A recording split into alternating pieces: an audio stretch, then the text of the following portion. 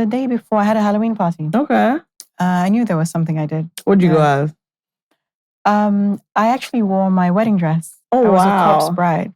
I love I thought dead marriage. I love celebrating that.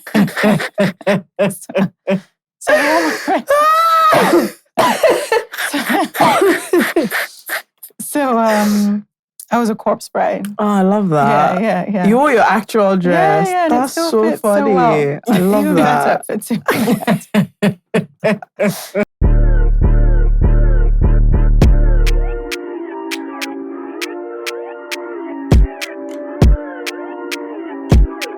Hello, boys and girls. Hello, all.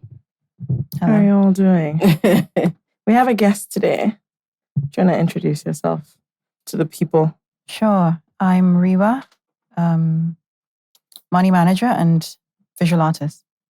Lovely. Nice. Who are you? Oh, please. Okay. I'm so...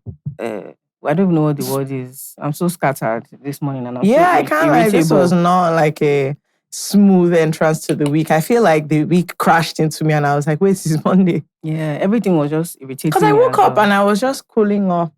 Next thing, I just saw that my phone kept beeping and I thought, what is it? And I was like, oh shit, this is a day of work. So I wasn't really prepared for the morning at all. Yeah. Did you go for ArtX this weekend? I did not. Really? I'm telling you. Why did I think you went on Friday?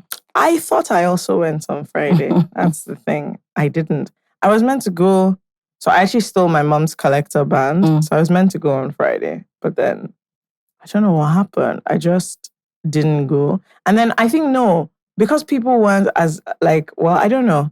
I don't know. I was meant to go with somebody and then they ended up not going on Friday. It was just a bit more scattered for me than last time where we made a plan. All of us went at the same time. I feel like this time everybody went on their own time. And so it was a bit different. But what I'm really sad that I missed is Adewale Ayuba. At ArtX Live. That looked like such a fun time. Yeah. The lineup was so interesting. It was so fascinating. So it was him, Bodge, Santi, and S-Smart. Yeah. So it was like two Fuji guys. Yeah. And I'd like to see Bodge as well. But the thing is, it's so funny because almost everybody recorded so much of Ayuba's sets. Yeah. Because I think everyone was just like, oh wow. It looked really, really good. It looked really fun. Rewa, did you go to ArtX this year? No. I'm not a usual attendant. Really? No. Fascinating. But I did. I went on Sunday, mid-morning. It was okay. It was good. They had a lot more is it audience participation? I would call it. So you know how they always have a children's corner, and they have things for people to installation things. Yeah. So the MBA installation was expanded this year. What Dennis did last year, they expanded with it, and people were able to interact with art more. So I feel like children had a lot more. Any kid that came this year would have a lot more fun. And then I didn't listen to the talks, but there was a talk with this really interesting Eritrean collector. And so it looked like they maxed out on more interaction this year. And then I saw some stuff that I liked because I can never afford it. So the thing I made from last year, or the year before, I've stopped asking about the prices of things at ArtX. I'm if I like the artist, then when that thing is over, at a later date when everybody has cooled down, you're not gonna say, oh, how much is this? Because those events, it's just obviously they want to maximize profit. So I'm that can never be the best price for you to get anything at the ArtX. So I don't even bother asking them. I'm just oh, this is nice. They're like, oh, are you interested? I said, no. Right. But thanks so much. So what did you do this weekend? This weekend, I was at the beach yesterday for a friend's birthday. The day before, I've been losing track of time lately. I think I'm suffering from exhaustion a little bit. The day before, I had a Halloween party. Okay. I knew there was something I did. What'd you go as? I actually wore my wedding dress. Oh, I was wow. a corpse bride. I thought dead marriage. I love celebrating Halloween.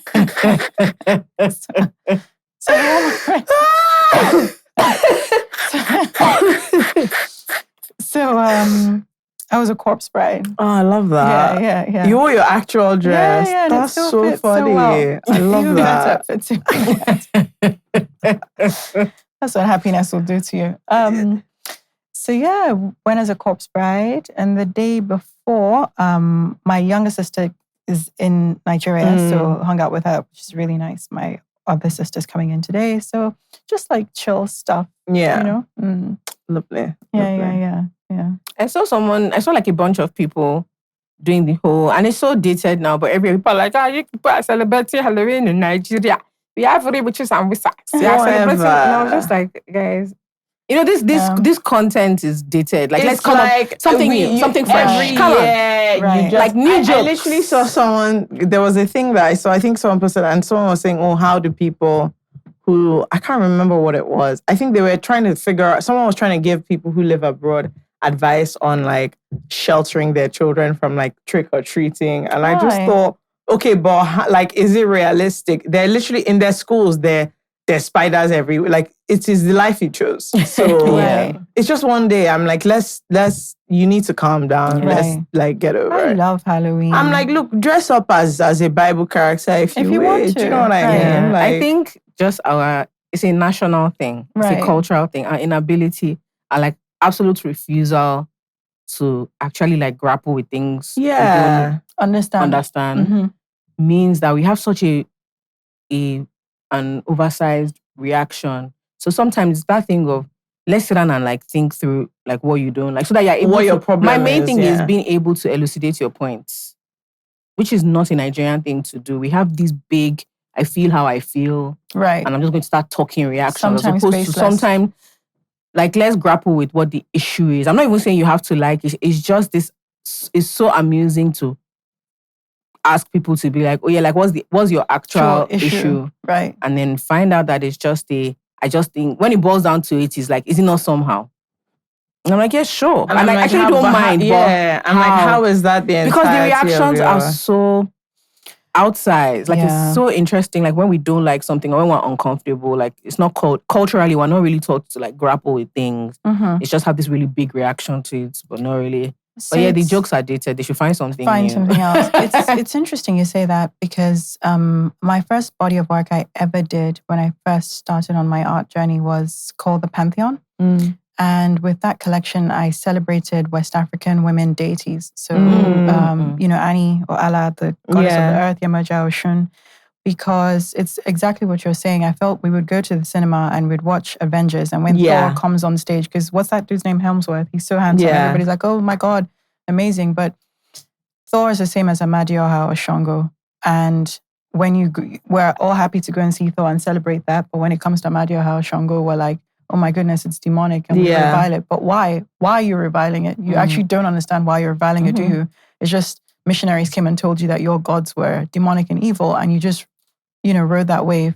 And so I thought, okay, if I could make these women beautiful, if I could make our goddesses beautiful, people would then be drawn in to learn about their stories. But I find that we're very myopic about the things that were so commonplace to us and we don't understand why we're myopic. We just wake up and because our pastor has told us that Oshun is demonic. Then we say, okay, yes, must be demonic. But when you see the Western version of that thing, you celebrate it. Artemis, Athena, they're like women of strength, goddesses of fertility and strength, but our own.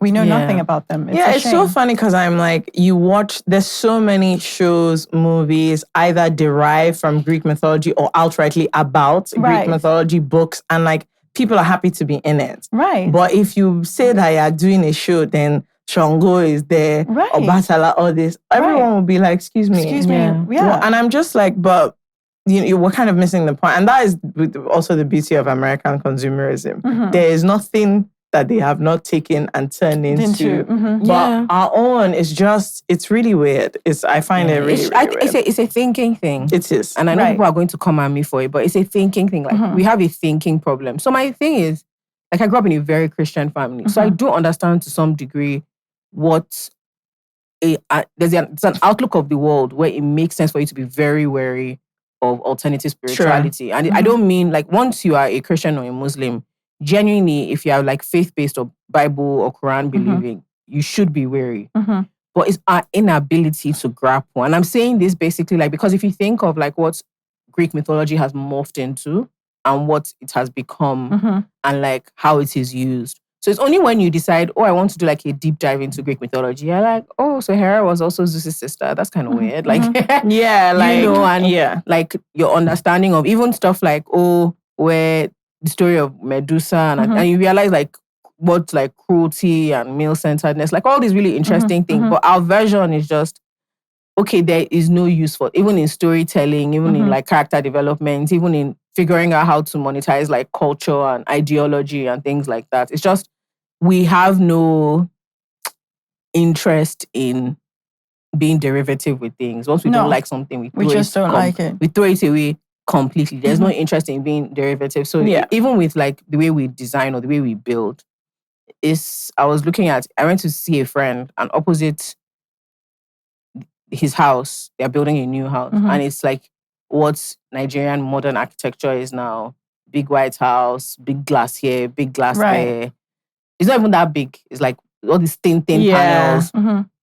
And a few months ago, I was looking at someone that did a thread on how Nigeria, it's so sad that the Nigerian frame of mind is non-derivative. So it's like, there are very few things we had for no reason. Like houses looked like this because ventilation is important. Like, you know, there was a reason why compounds were a thing. You don't build houses so close together because people just won't get any fresh air. Right. This thing of like, you literally open your window and you're looking into your neighbor's bedroom. Right. It doesn't help. We have these concrete walls. And I remember when I found out that we didn't change our style of house building, like in terms of like how the glass, it's just because it was more expensive. So developers started building and glass is more expensive. Yeah. And fixtures and fittings are more expensive. So they just skimped on it. It wasn't, there was no conscious thought behind it. Conscious thought. It was like, I'm going to make the most money possible. But because we don't grapple with those things, you're asking people questions about why are the windows here so small? And they're just saying, oh, that's how we do it. There's no explanation. Like, it's just, we don't grapple with things. It's just so interesting to me. Like, why are you so worked up about this thing? Why do you feel the way you do? And people start to get angry when you're trying not to be that person because blood pressure. I can't constantly just be getting myself upset, worked up every single thing. I'm just like, you know what? Okay, this is actually not my battle. Like, and it's also not that important in the grand scheme of anything. What do you think it boils down to then? Because I think what I'm hearing is it's an issue of education in the country, right? I think maybe we don't encourage, practical thinking. It's just theory, if that. Yeah. Or actually, it's rote learning, not even theoretical thinking, is it? It's like, you regurgitate and that's how you pass an exam. Yeah. You're not encouraged we're not honestly encouraged to like think laterally about anything. We're not. Actually not. Yeah. Actually not. When people tell you things, you're supposed to, even if you look at culturally, adults are supposed to tell you things, you're supposed to take it like that. You're not supposed to ask. You're not supposed to ask. Even if you're not like dissenting or rebellious, you're actually not supposed to ask, okay, why do I do?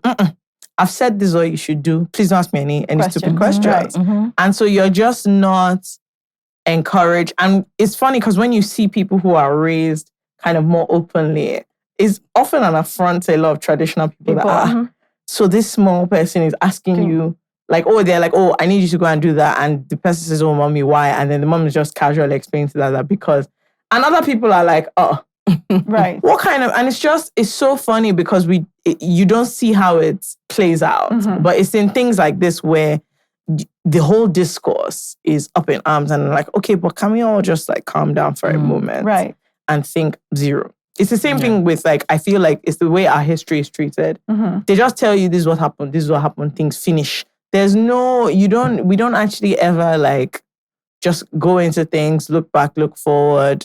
I know more about world history than Nigerian history. But we don't document, do we? No. We really actually don't. And it's unfortunate again. Well, with being a painter, sorry to always refer back to my work, but I did a body of work recently on the women, the Oswaldo Society. That's the women who wear the elephant tusks around their wrists and their ankles.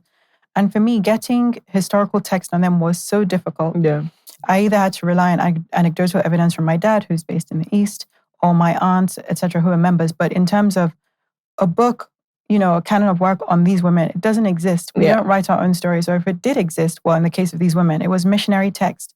And so they're being talked about from the lens of a Caucasian man who has come to enforce sort of dominion over these women. Yeah. So of course, you're not going to get the true sense of whom they are because of who the writer of their history is. And so I sought to change that. But I think it ties back to what you're saying. I know more about world history than I do about our history. And it's such a crying shame. Yeah. It's 100% a cultural thing. And like even culturally, like there's so many shows I've watched about some historical event that I'm like, okay, I've gone through this both from like a history in class point of view and from like a social point of view where entertainment, this is what it's about. Whereas most of our own things, who is even getting into it? It's really deeply fascinating. People get really up in arms about different things. But even this thing you're saying about like who gets to tell a story. Right. Again, cultural, because you don't, I can't count how many times you ask a question and it's just, you can't read about this thing anywhere. So there's all this stuff about secretive languages where, you know, there's the pride is in the fact that they don't write anything down. They just teach oral translation. You teach the next generation because you don't want the secrets of the, and it's just, this really doesn't make sense. Right. The fact that we're proud of this as an idea in 20th century really doesn't make sense. It doesn't favor anybody. So it's that kind of, I think our understanding of knowledge as something to hoard as opposed to sharing, like culturally, means that we don't see how it translates. So for instance, like you ask people what is in Agbo? What is in this thing? Like what is the... And everybody's all what's the chemical formulation of this thing? Or you see stuff where I know that there's something that my friend was telling me her baby had like skin issues when he was born, and her mother-in-law just was like, oh, there's something you will rub on his body. True, she used it, like his skin was good and within like a week or a couple of days. Okay, mommy. What was... No, but that's what I used for. So that's what we're always using. What's inside? What is inside?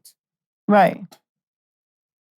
Like, what is... Even little things, why do we do... even certain cultural norms? Like, I remember I was talking to, I think it was my grandma, about like Ashwebi and this, and she said something, she was like, oh, that was not why. Like, this is history. And I was like, huh? I thought it was a complete... And we just started having a conversation about it, that, when she was younger. And I was like, okay, so let's say I wanted to get into... Where was I supposed to hear this story now? It's so interesting because a lot of our culture is like oral, you know, we pass that, and I'm like, we've been scammed though. Right. Because the Egyptians have been writing things down since money. We are still looking at what they wrote down. And us, we're doing Tales by Moonlight. And I'm like, the problem with Tales by Moonlight is that you can't check it. You can't go back to the tale. Once they've said that story, then by the time it gets to the next person, I've ever told 3 people something. By the time they tell you back what you said, the whole story has scattered. So...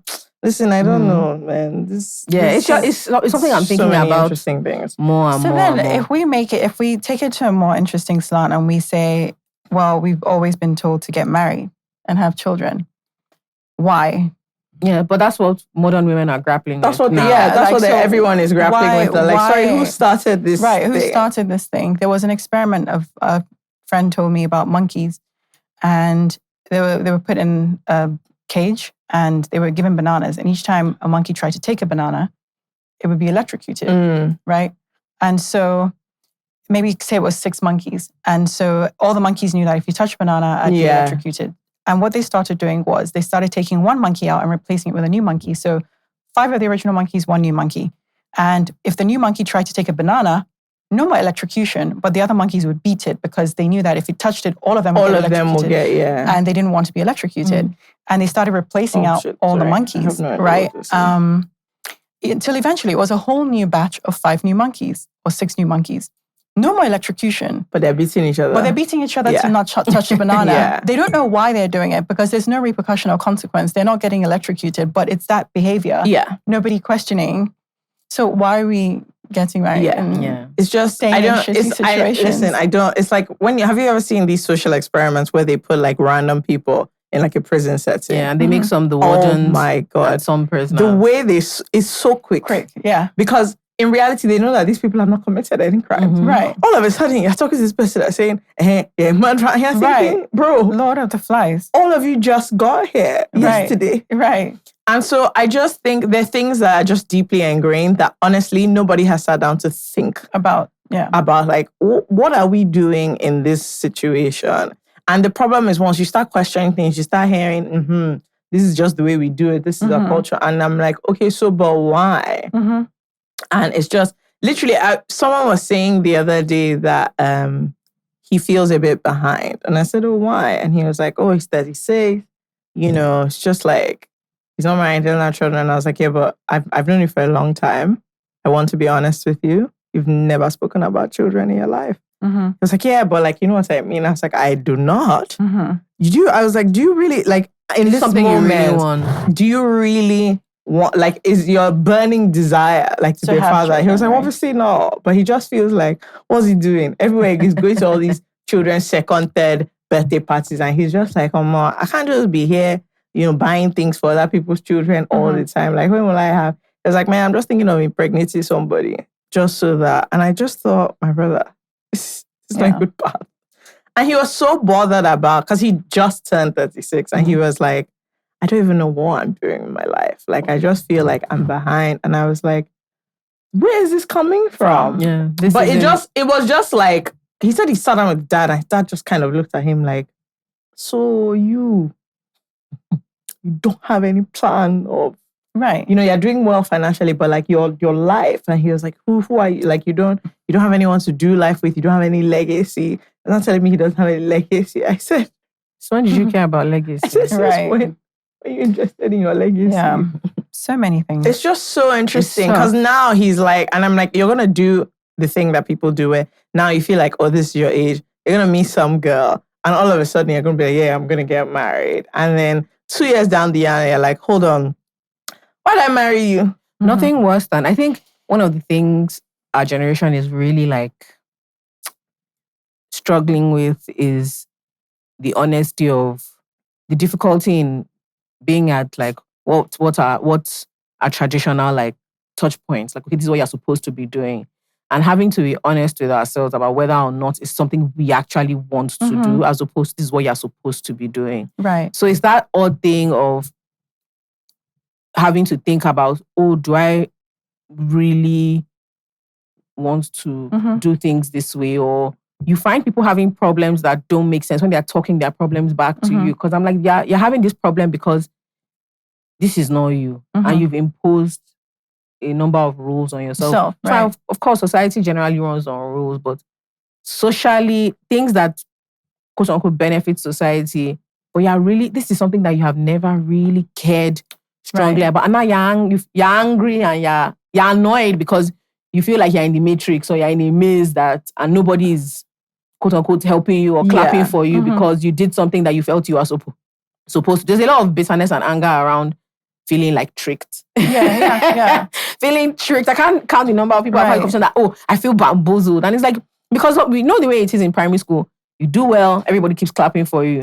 So you go through life thinking that actually, like, as I'm advancing, the way society told me to advance, people should be clapping for me. Then it feels like you're just abandoned at one point. Like, okay, how like, far now? Everyone is facing their own. They're like, you're not a child anymore. Nobody is clapping for you. Nobody is clapping for you. Like, after that nice wedding where everybody congratulates you. Anything it's you done, guys want to do, it's over. It's done. As a matter of fact, it's now a new set of pressures that you're not doing well enough. You know, as a parent, people are judging you. As a wife or husband, people are judging you. No, it's really as a bad. Business owner, people are judging you. This guy, he had been talking to some girl and he was like, I feel like I can marry her. She's this. And I was like, are you insane? Do you think this is how people are like, oh, I want to marry this person? He was like, she's nice. She's good looking. Her family seems all right. Like, I feel like, sure. And I just thought, is that what it takes? I just thought, and I was not like, do you know the thing I hate? Two of you now marry, everybody will not be posting your nonsense picture, not knowing that this is the conclusion that you came to. She'll be thinking, oh my God, he really, and she doesn't know that what happened was he woke up one day and he was like, before the end of next year, I must marry. But isn't that the case with most men though? I honestly think so. I think a lot of times when it's not like driven by, oh, I really love this person, you're just like, right, this is the stage I'm in now. Yeah. I literally know someone who was like, see, he wants to go into a certain type of government job and they're not going to take him seriously if he's unmarried. Yes. So he was like, he's looking for somebody to marry. So that and I was like, crazy. I can't lie to you. This is diabolical. But like, lo and behold, a year and a half later, he did a wedding. And I remember after the wedding, I met him one day. I said, so how far now? How's it going? He said, Oma, and goes into meetings now. They're like, you're married, you're wearing a wedding ring, responsible. I said, oh, I told you. That's so interesting. I mean, one thing I will say I find particularly interesting is like the American elections are happening now at the moment. And one of the things is, that because Americans are so, everything becomes a big production. Like no one does it like America. Election is performance. Everybody is, and all the like big topics, the big social topics, one of the big things for me is like, apart from women's bodies, is how everybody is confused that it seems people are shocked that women want money, women want power, and women want respect. It is mind-blowing that starting from, particularly like I think Gen Xers and then millennials and younger millennials who are like, there is such confusion. That, what do you mean you want more than babies? How did we get here? Yeah. How is it because we allowed you small education here and there? Now they're coming to tell us that you have options. Meaning the way running for president. The way people are, when it boils down to it, is this disbelief that women don't. There's a shock that women want power, like autonomy, because that's what decision making is. Autonomy is power. Like the world is really struggling with the idea that women want to exercise the actual power that comes with options. So, for instance, like South Korean women have a very extreme 4B. There's even, I think there's now 4C movement, something where they've decided, a lot of them have decided that the pressures of society mean they don't want to prioritize like family and they don't want to engage if men are not engaging with them on equal footing. And so a lot of them disassociate from like societal norms. They don't think it's important. But when you read about how it's so, it seems commonsensical, right? Like if I'm under a lot of pressure, if like economically things are quite tight and tough, and I live in a very competitive society, that means even if I have multiple master's degrees, I'm barely able to make a living. And you want me to kind of like hitch my wagon to someone who requires my economic participation, but doesn't want to pull any weight in a household. It is of no value to me to be with that person. Like I have an older friend, I'll never forget. I was with her. Someone called her a toaster, which I found amusing because she was in her 50s. She was trying to tell me that, let me tell you something, this thing, it never ends. Men liking you never end. And and basically he was on the phone being like, how far now? Like, so true, you don't want to answer me. You don't want to marry me. And she was like, but we're having fun. You guys are shitting. This woman was in her 50s. She was like, well, good on her. So when she dropped the phone, I was like, oh, why? And I was a bit younger at the time. I was like, oh, why are you not? She said, let me tell you something, Jola. This man doesn't know how to take care of himself properly. That as I am now, I run my house. I know how everything works. And it's fine because it's me. If I'm with him, she said, I'm already happy. He's my boyfriend and I'm happy. Once we get married, I don't get any extra benefit apart from this joy. Like I have more responsibility. That's like she said, it's not as if I can have children. We have no children. The children are adults. Right. But all she can see genuinely, apart from this law, which she already currently has in their current arrangement, there is no added upside to being with. So she said, no, that actually, the only thing would be for her friends to be able to say, oh, she finally married. And she was actually, she doesn't need it. I don't need it. People get really upset when women like table the upsides and downsides of marriage. Like people get, it's like a visceral reaction because when certain women are just like, okay, but for me, there is no more upside. People just get so upset. They're just like, but the protection is too short, and it's like you need to. It's not. There's nothing wrong with being if you want it and you're choosing it, but you have to also be able to listen to the very varied reasons people give where they're like, I'm actually not participating in this. Right. Because for me, there's no upside. And so I'm good. But I find it so funny when people like want to insist that no, you must want this. And I'm like,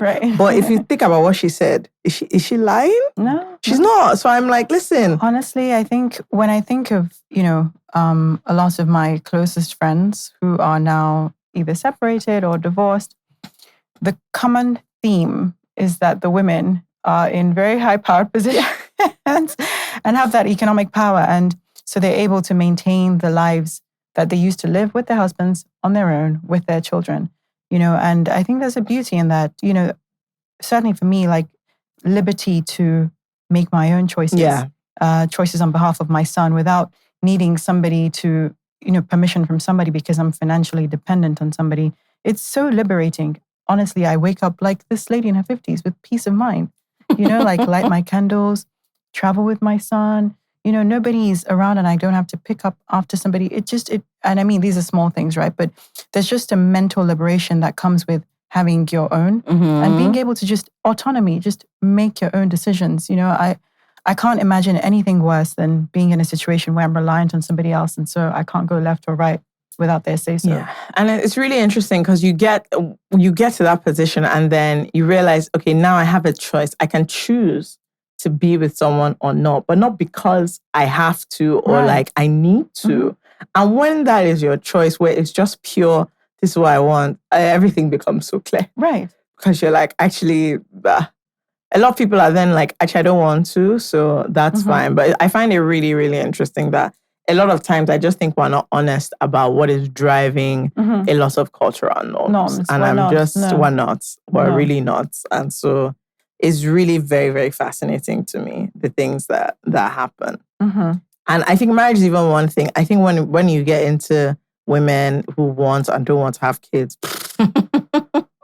people don't even want to like address it. I have one friend who is married and they don't want to have children. And honestly, their parents are not coping. They are behaving as if they are killing them with this choice that they've made. And they're just like, but you have other grandchildren and manage them. Why must? And it's almost, they keep telling them that like their lives are not fulfilled enough, that it's just because they don't know the joy that they're like, we get it. But like, for now, we decided that we don't want to do it for our own reasons. And there's just I don't think that any time either of them have seen their parents that they're just like, okay, but come. Right. Are you guys, happening? What's going on? They've asked like, are you barren? What's the problem? Like, you guys can adopt. And they're like, oh my God, we don't want. It's really, and it's even like amongst our mutuals, people are like, okay, but are you guys serious about? And I'm just like, how about everybody just minds their business? Just cool. And the problem is if they have the child, you're not going to be there. Right. So why are you all up in it? I mean, children are a massive responsibility, but I never kind of was a type who said, oh my goodness, I want to be a mom. And really? But no. But then I had my son and my God, biggest achievement of my life by far. And I mean, when I first had him, I had postpartum. I didn't know at the time I had that. But that was also another thing that kind of threw me for a loop. And I thought adulthood is such a scam because nobody, I couldn't really articulate how I was feeling at the time because people say like when you first give birth to your child, angels come down from the sky playing harps. And it's the most overwhelming love you've ever felt in your life. But for me, nothing could have been further from the truth. And so just so many things, like, again, norms, like you're supposed to feel this way. That's how, you're supposed to be over the moon. Right, and they don't contend with a lot of mothers. They're dealing with other things. And it's like, no, what I had was immense pain, immense fatigue, just being overwhelmed. Breastfeeding is a scam too, because it hurts, like it's the most painful thing ever. And so, but when the love did kick in, now I understand the merit of having a child because it's like my heart is walking outside of my body, and it's the most rewarding thing in the world. That's the reason I do everything I do. So I don't know, I think kids are wonderful, but you have to want to do it. Yeah. Otherwise, goodness, Yeah. All right, boys and girls, this fantastic episode of I Said What I Said is brought to you by AfriChange. AfriChange is the easiest way to send money across Africa and internationally everywhere. There are very low fees, no processing time, if any, very tiny, and you get loyalty points the more you use. Yes. If you are in Nigeria, you can pay your bills in Canada. You can send money to Canada. Exactly. You can also pay your school fees in Canada directly from Nigeria in Naira.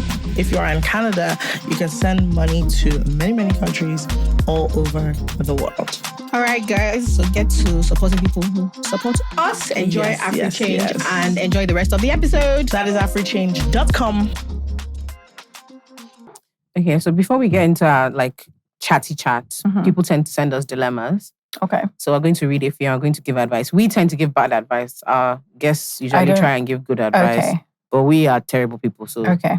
And everybody knows what they are signing up for. Right. So everybody knows what they are signing up for. Right. Okay. Okay. But I try to find one or two that are on theme.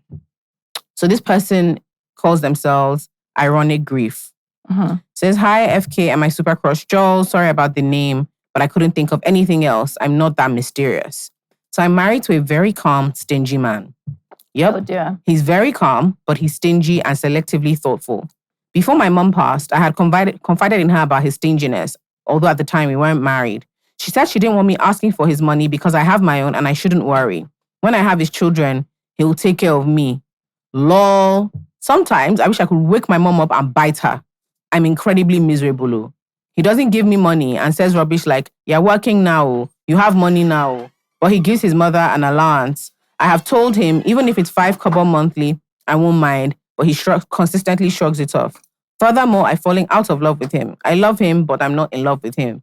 In fact, I've really tuned out of the whole marriage thing, but we have a child together. We have had a lot of issues and I feel like we've drifted apart a lot. We, however, do have badass sex from time to time, so he thinks everything is fine. Me, I'm tired. Help me. P.S. I think he has a situationship. Oh dear. Not that I care. Is it okay to just continue until one day he receives sense and we fix our marriage? Or should I just request a divorce ASAP? I don't think it'll be messy. We don't hate each other, or am I delusional? Oh wow. I mean, she's definitely not delusional. But she's definitely in a detached place. Because she's just look, I don't know what's going on. And almost whatever. That's very somehow being married to a stingy person. Yeah. It's very confusing indeed. I just think she's not getting what she needs from the situation. Yeah, she's checked out. Yeah, she's mentally. checked out. And I don't know that he has any plan of changing. So she's just well... As a matter of fact, you guys are not fighting because... None of you are invested enough to fight. Yes. You guys are not even bothering to so fight. We're just looking at yourselves anything you want to do. Anything you like, do. So I think that saying that you're not in love anymore, that's love is a daily decision, right? So I think that nobody's going to come down from the sky and hand you love manna from heaven. If she wants this thing to work, she has got to wake up every day and say that my choice is to love this man and display those behaviors, because just because he's not doing it doesn't mean that she doesn't have to. And I think maybe she should try that first, because if she does try that, she might then see a change in him. I think the second thing is to think that because the two of you are quite placid and you go through a divorce, it's going to be amicable is folly. It's a fool's errand. When you do start to go back and forth with petitions, then characters will begin to show. And so I think if you think that just because two of you are detached, it's going to be calm, that's not necessarily the case, especially once a legal team is behind. And there are children involved. And there are children involved. So I would also say rethink that. Make a daily choice to try to love your husband if you want your marriage to work. I also think that whatever the behaviors he displayed prior to your saying your I do's, he was always a stingy man. This is not new to you. So you must have known this going into the situation. If you've got to take pros and cons. If he's good in all other arenas, you say you have knockout sex, you say he's probably got other good things that made you want to be with him in the first place.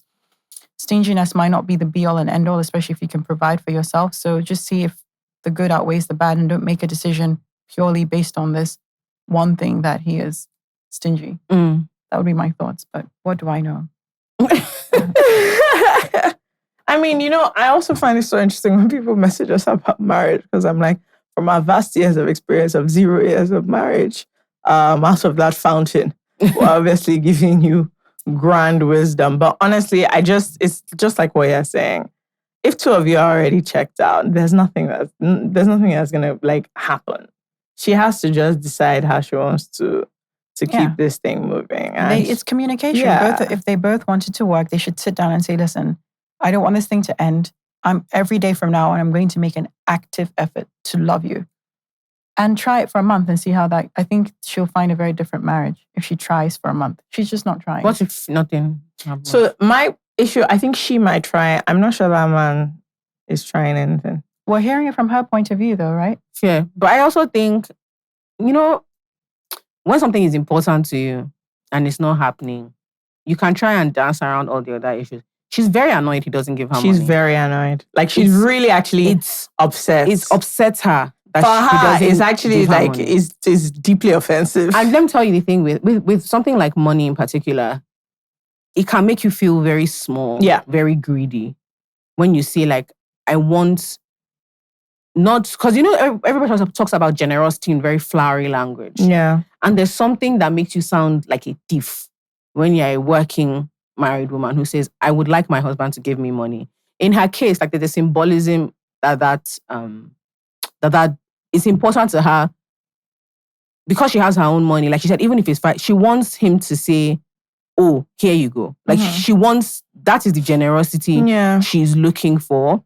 And so to me, all this other stuff is as a result of the fact that this thing that she thinks is really important is not happening. So when we're talking about, let's love each other, she doesn't want to say it. She has written this, but there's something very weird about saying, it's really important to me that you do this. That you do this money. Because, everybody's a bit more sympathetic when women say things like, he doesn't hug me. He doesn't. Like, because you understand the lack of emotional. Yes, that whole emotional thing. People are very forgiving towards women that lead with emotion. Like, I just want a more loving. To her, she said, if you care about me, you need to bring us money from your pocket. And it's not the amount that's annoying her. It's the fact that it's the fact that he consistently is not thinking about her by using what he values. Like how if you've ever dated someone who's well off, and even when they throw money at you, you get kind of irritated because it's not, you don't value this thing.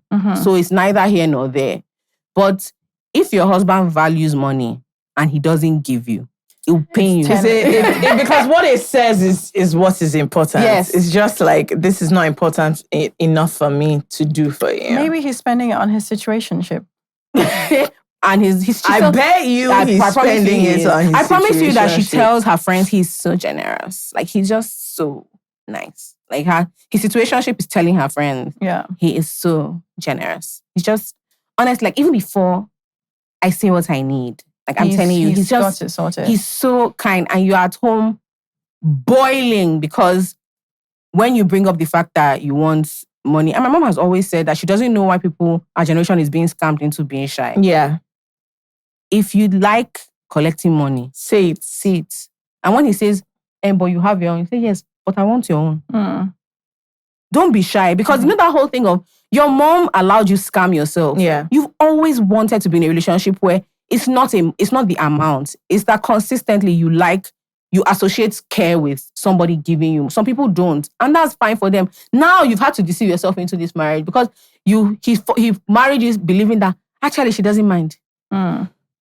She doesn't. No, it's true. She doesn't mind. Now you're writing to Jola and This is why I always say that your bad character should be outside. Right. Because if your bad character is outside, when they come and meet you, they see me now. My bad character is outside. Right. When people come and meet me, they've already known my character from ahead of time. No, I meet guys and they're like, oh, don't worry, I've listened to your podcast. I say, oh, so you know everything that there is, So just if that's not what you're here your for, tempo, just keep it moving. Don't ask me any. Because I met someone the other day and he was like, oh, so do you guys really believe? I said, excuse me. First of all, you can see we're at a social gathering. This is not the time for debating. This is not the time. I'm not teaching you any lesson about life. It's just, once you said something feminism, I said, let me not lie to you. I'm drinking. Where there's music, there's no way we're discussing for anything you want to do. If you want to be a feminist, you hate them, you love them. I promise you, I don't give a damn. Right. Okay?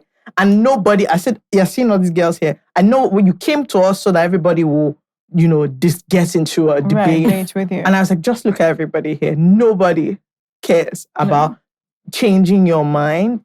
So I'm like, everyone should face their type. There are men who love to give women money. Go and fall in love with them. If you love, I don't know why people do this thing.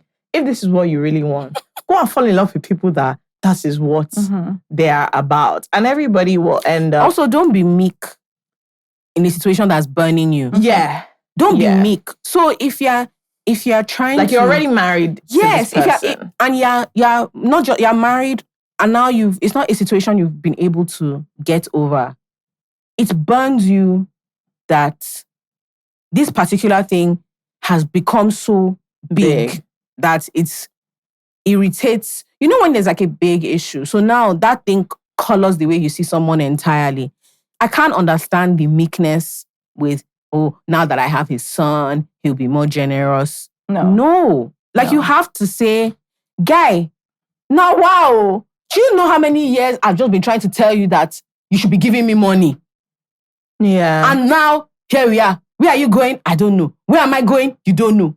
Onto what? And if you now said, but you have your money, she said, yes, thank you for bringing that up once again. I want your own. I don't want everything, but you know what I want? Every month, I want to know that you thought of me. And you're like, actually, I'm going to give her this amount of money. Right. And happy wife, happy life. Yeah. Right? And if he says, actually, I don't think I want to do that, then you know it. But this thing of trying to, you married. Not that, this is not even a relationship. You're still trying to scam your way into marriage. You are married with a child and deeply unhappy because this one major thing, and it's money. People are so coy about money. And I understand why women have been taught to, when you say you want money, you're greedy. Yeah. You're a lower type of woman. It is a lower type of woman that prioritizes money. Why would you want money? Is it love enough? Don't you have your own? Did you go to school? Aren't you working? Low babe. Your mates are going around crying that all they need is a warm embrace. And here you are. You have a child. You have a good husband and you still want his money, thief. But look at miserable, miserable, so deeply unhappy within your marriage because you just don't think. And when he's just tell the truth, stop lying, stop saying. That's what I think. I want my husband to change. Change what? I think she needs to say it outright that listen, the reason I feel like you don't care about me is because you're not giving me anything, and that's how important it is to her. Let him understand, and then if he doesn't change, then that's information that you can like take. You can be very clear on that because. I don't know what else you can do. Because even if she says she wants to try for the month, the truth is, if in that month he doesn't give her money, she's not going to be happy. She's not going to be happy. I think when it comes to men, so women, we have to take time out because we have to maybe raise the children, we have to clean up the house, ensure that food is sorted, all of that jazz. But I think men, like, you have one job. Just one job. That's to go out. And I personally have more than one, and that's really where my problem starts. In life because they believe they have one job and I'm like, sorry to inform you. But for the most part, traditionally, is that they have one job. So I think if I'm living with a man who cannot do the one job, on it, I don't know why you're here. Yeah. I think that's the conundrum of like the modern feminist-leaning Nigerian woman, and we've said it many times on this podcast. A lot of Nigerian feminist women make one grave mistake. You engage with Nigerian men like they are also feminists. Good. Okay, so elaborate a little bit on that. Very good. Thank you so much for this wonderful question, Rewa. You have very, very egalitarian ideas of how the household should run, how decision-making works, how you manage finances. But you're dealing with a man who will take advantage of the fact that you don't believe the finances should 100% be his responsibility. But he still functions like everything else is still yours. You're dealing with a man who grew up seeing his dad come home and everybody running helter-skelter to serve daddy. Where you've never seen your mom come home and anybody is bringing out a tray to serve her. What you've observed is your dad comes home, everybody is serving him, everybody's doing this. Daddy's word is final. There's a deference that your mother has to your father. Even if your mom is like, working high flyer, she still goes out of her way to. So in your mind, so the thing is, this is what this man has in mind, and because he went to school, he's young, he's modern, he's progressive. You now think that these things that you've learned, your ideas, you're dealing with somebody who's on the same page. But what he wants, what he's getting out of this engagement is that, so she doesn't have the full traditional expectations of me. So she's not billing him in that way. She's not billing me in that way. But he is taking advantage of the fact that societally you're still obligated to do certain things as a woman. So he's not going to push in that area. And you're wondering why you feel so somehow disillusioned. Because so you're saying feminism is a scam, when what it is that you're engaging with in an egalitarian mindset with a utilitarian. He's going to get what he can get from this equation and say all the right words while not putting the action behind. So you see women saying stuff like, you know, our house is very equal. You know, we share X, Y, Z. And then you start asking them like, who does and organizes school runs? Who? So what it is that you share bills. Yeah. But you still when you get into the rest, you're like, you don't realize that actually 90% of the bulk of the household, you're still carrying it. You've actually not shared anything. That man has just seen that you don't want to collect all his money, and he's like, "What? This is a wonderful one." I love I love about something. She's not like all those other women. Yes. And what I say, I'm like, I'm even worse than them. Yep. Yes. It's something tough to grapple with. So if you have very like, you know, you have all these lofty ideas of what the ideal relationship looks like, you have to engage with somebody who doesn't use words like help her out with the children. Yeah. Yeah. Who doesn't you can't be dealing with someone who wants you to clap and dance and sing because he sat down with the housekeeper to figure out what his children are eating this week. He's not helping you because you also work and contribute. So that is, if that is not a realistic expectation in your household, then you're shortchanging yourself. So I think sometimes we get carried away with the language and not the action. And yet you've convinced yourself that somehow you've been shortchanged by the ideology. If we're both not engaging in the same way, I have friends who will be saying things like, oh, I still have to do the timetable this week. I have to blah, blah, blah. So and you think that you shared? You think you've shared because he said, have we done the timetable this week? And then you say yes. But he didn't do it. He doesn't know. It's like, so what's the point? It's just better to be by yourself. So this is what I'm trying to say. There's something difficult about having, it's a very hard and uncomfortable conversation. And because we still fundamentally, please come and pour this water. And because fundamentally we want to, thank you. We want to be able to act like we can marry everything. We don't want to have, when you like someone already, it's very difficult. You honestly start lying because imagine you start liking someone and you're like, okay, this person is a bit more traditional leaning than I would prefer. The problem is, if you want to be real with yourself, you have to say, ultimately, this thing cannot work. Because what I want and what they want, but you already like them, and maybe you've not liked anybody in a long time, or, you know, Lagos is full of clowns and spirits walking around masquerading as people. And you're like, oh, you finally found this person, but then you discover that if he talks too much outside, you'll be shy. Because if he really says his mind in front of your friends, you're like, this is a bit, it's a bit on the edge. But the problem is a lot of people don't want to admit that the thing is, I want to be with this person because I like them. But if I'm being honest, the ideals and my ideals are not really fully aligned.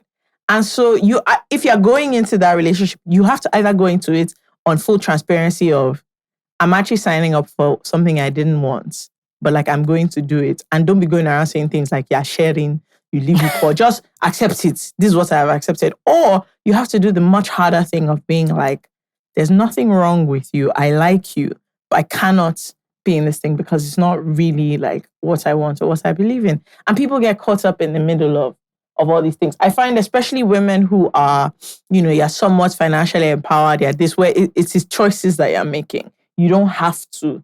You're not dependent on anything. And you get caught up in these little traps where it's like, I don't know. I mean, what I've come to realize that is really funny is that even a lot of my friends who I think are super progressive, it's just one day that they'll say something that I'm like, since when, bro?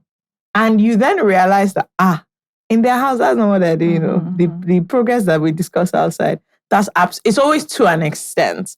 And I think you have to be very aware of whatever that extent is. And compensate for it. Yeah. Genuinely within the relationship. So if you realize that this person you're splitting bills, but you're doing so much work, all the other type of work is on you. If based on maintaining the relationship, you don't feel able to like talk honestly about it, you're setting yourself up for resentment. You're just setting yourself up for being really unhappy, and then you become sort of like a, you know, a field apostle of whatever your original ideology was, because you weren't on it. And I think every time I say it, it sounds lofty, but the truth is, if you are not able to be honest about what the actual arrangement here is, or what the understanding is, or you still to some degree are relying on his benevolence. Yeah. Right? It's like, he doesn't want to hear, if the agreement is not more like, because we talk about it in terms of what our culture understands. So it's money and mental and like the home base. So I'll say money and house. If he's not understanding when it comes to, if it's not that you are also trying to pay bills, he's not allowed to just try to be involved in the house. Like if it's an arrangement that you have to contribute financially, then you also have to do these things. Like you can't, and Nigerian women get so afraid to be honest about how that reduces their pool that they pretend it's otherwise. Just because. Yeah, because you don't want to contend with the fact that your pool is literally this small. Like the pool of people that you can, if you're being honest, true to yourself, the pool of people you can be with is like 12 people in Lagos. And all of you that are inside this pool, is one of those 12 people that you have to end up with. And so that is a demoralizing reality. Therefore, it's much easier to expand the pool a bit and deceive yourself around the edge. That's just the truth of the matter. What else are you going to do? That's it. Because if you're being, I don't know, that's just what I think. We had some people sent in things about like money. Yes. Yeah, I have it open. Yes. So we talked about generally, so we're supposed to be talking, we've already started it, but like a lot of chat is when people talk about women and moving to a new level, there is economic power. Yeah. Like, which is, people think it's just like, kind of like, okay, you have money. You have your own money. But it's how like that money is deployed, how you're able to get the money, how you're able to keep the money, how you're able to decide on the money you have. Have you ever heard older Nigerian women saying things like, on top of my own money?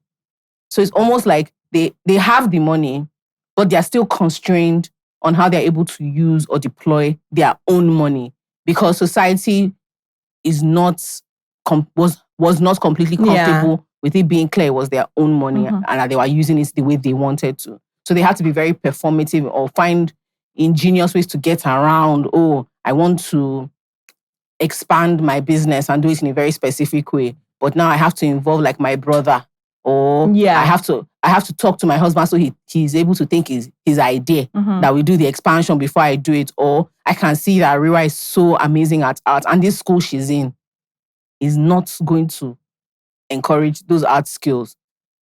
But to make the decision to send her to a better school that has more art facilities, I can't just make that decision. It has to become a... Meanwhile, if it was your dad that wanted to make that decision, it's happening immediately. His money comes with choices. Yes, with autonomy, with power. It comes with autonomy. It comes with, he's not limited in his choices, even if he has. Whereas what I find very interesting about our society is that you can be a woman who is well off financially, you're empowered, but your ability to kind of live in that reality because of social norms, cultural norms is a little bit limited. And so you have situations like what she's saying where, I don't know if you've ever seen a scenario where it is the woman paying for it, but then she does this little dance where everybody thinks the man is paying for it. And it's so fascinating to see, because I'm like, what are two of you achieving here? If we break it down, what has happened here? Yeah, the one paying for it. Everybody knows, mind you. Him too, he knows. But the performance of doing it is, and so I find it very interesting, because I'm like, you're still limited in the expression of yourself because of the way things are. I have one that is quite interesting. Okay. Glow Baby says, I'm coming home for Dirty December. I wanted to bring my baby to see my dad spend Christmas at home. I haven't done so in 15 years. I told my husband. He initially didn't want me to travel, but later he agreed. When I wanted to buy the ticket, he said I couldn't take it from our joint accounts. He puts more money into it, but he takes more shifts and I don't, because I have to come back to relieve the nanny and meal prep for the family. I have stopped that. Now I take on more shifts. I borrowed money from my cousin to get my tickets, and I will be able to give it back to him by the end of the month. Just this morning, I was thinking of getting an apartment in my daughter's name. I'll start working towards a Vision 2020. This situation frustrates me greatly. Because this is a lady who they have a joint account. And in the theory of the joint account, she'll be supposed to be doing things together. Now, your wife wants to go and see her father. Presumably, I don't know where they live, in Nigeria or whatever, with your child. And you said, okay, they can go. Now, you know that you work more than her because she has to come home. And you said that she can't take the money from your joint account, which you both use. Okay, where's she supposed to take the money from, please? She borrowed it, right? She borrowed it from her cousin. Yeah. And I'm sure he's fine with that. I'm so sure he's like, cool, that's nice. Maybe he wants to go. So, but and the thing is now, you can see that she's just said it that, oh, okay, that's how it just clicks, yeah. It just clicks for her. And now she's like, that I thought of this joint account in a very different way than you did. This is why women, you just have to have your own FU money, honestly, as much as you can, because men will run you mad if you let them. I'm telling you, just look at this rubbish. And now she's like, I'm taking on more shit. And just because she's just like, oh, okay, I get it now. Yeah. And it's so disheartening. It can be, yeah. And I think, it really is. I think there's something, money is power. And we shy away from that reality. We talk about it as, oh, money is options. Money is power. It is power to make a decision, right? It is the difference between, so for instance, I can tell Rewa, oh, I'm really thinking of going for this event and I think it'd be great for my career and I want to buy a dress. If Rewa gives me money for the dress, she's allowed to have, even if it's a generosity thing, Rewa can say, let us go shopping. Yeah. Right? Together. And I'm buying you the dress. And but if there's a dress Rewa doesn't like, what's the likelihood of me buying the dress? It's limited. Even if she says your budget is 200,000 naira, right? Once there's still a power, even with the gift, there's still a power that she has. And we don't like talking about that. This whole thing you said about women, a woman having to do a song and dance. There was a show I was watching and a lady had written into the show that she has an issue. Her husband has said they should have a joint account. He wants them to have the one joint account.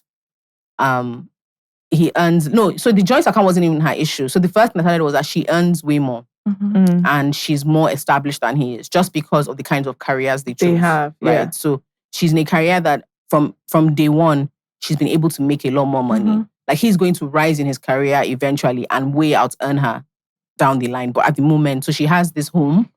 And so this is his issue. He doesn't want to live in her house. So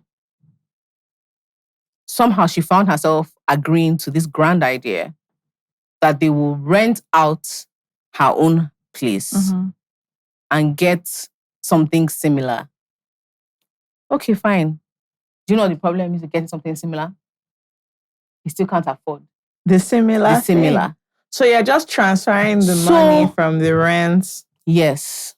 Because he doesn't want, because there is a power. There is a power of you're under my roof. Anybody that's grown up in Nigerian parents knows the power of under my you roof. are under my roof. Yeah, you do. There's a and it is such a roundabout way. And what a man doesn't want to say is, I don't want one day we're fighting about something else. Then you will tell me that. House. Not even leave my house. But there's just a way you remind me that actually. But this is why I keep using the word power. Because the idea is that the default for women is not a position of power. Yeah. Because if women say the same things men say when they're trying to make decisions about money, what then makes that rude?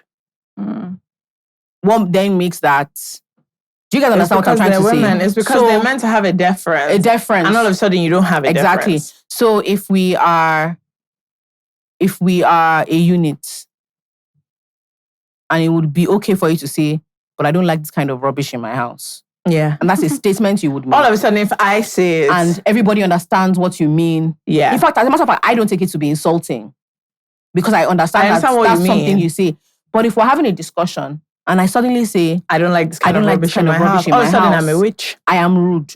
So there's a power we shy away from that is so interesting. We couch flowery terms. There's nothing that we won't say to run away from the power of money. We will use all sorts of terms for you to say, my son will not be doing that while I'm paying for it. Yeah.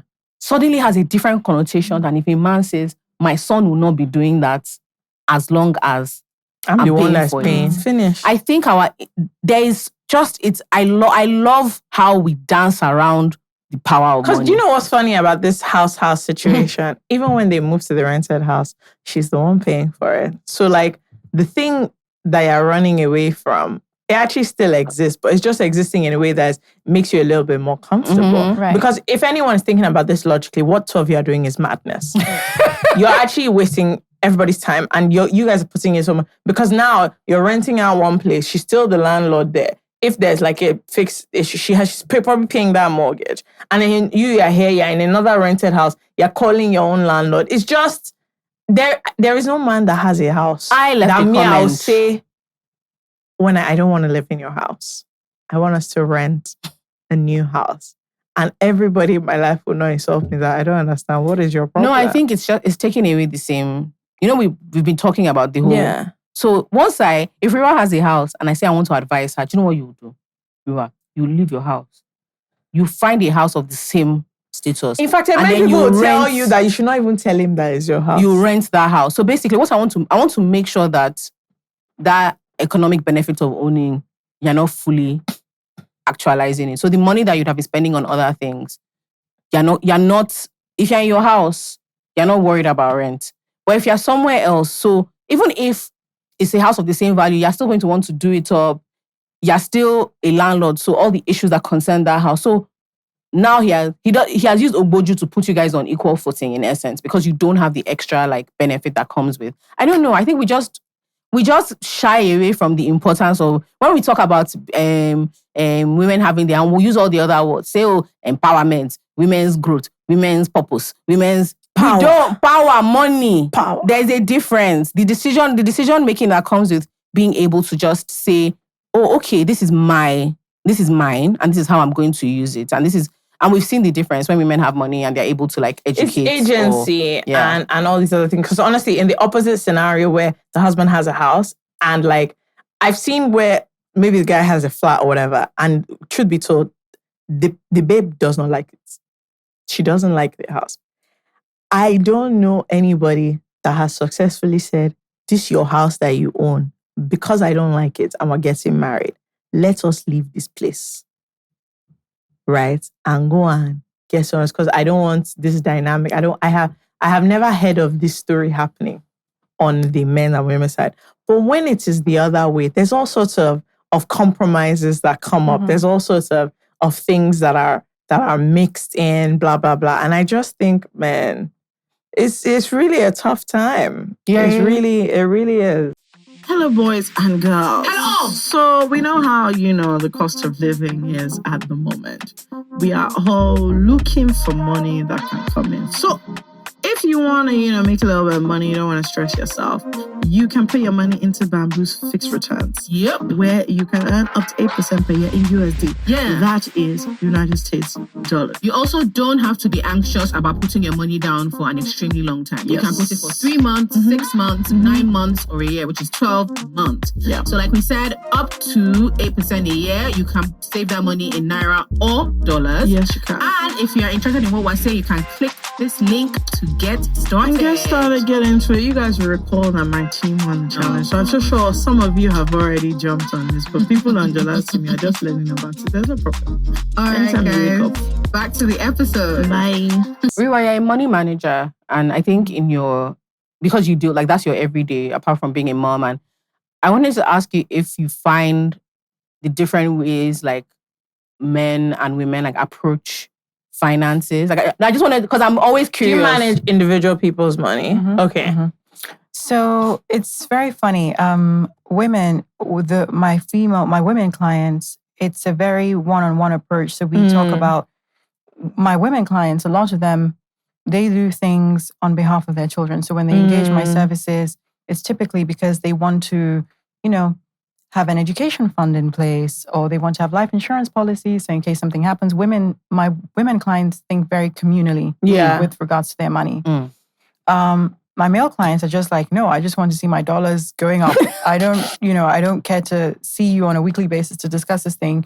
I just want to know what's my return. Is it, they're very sort of straightforward. Yeah. They don't think very holistically as far as their money goes. They just want it to grow. Whereas the women are incredibly communal. And my clients, it's so funny because even if they're considered to be top 1% of society, some of my clients hide the fact that we're working together from their spouses because they know it's going to be an issue for their marriage. Others have, gone from having a card that's linked to their father to now their account is linked to their husband. So they've never, even though they have a lot of wealth, they're not in the financial system.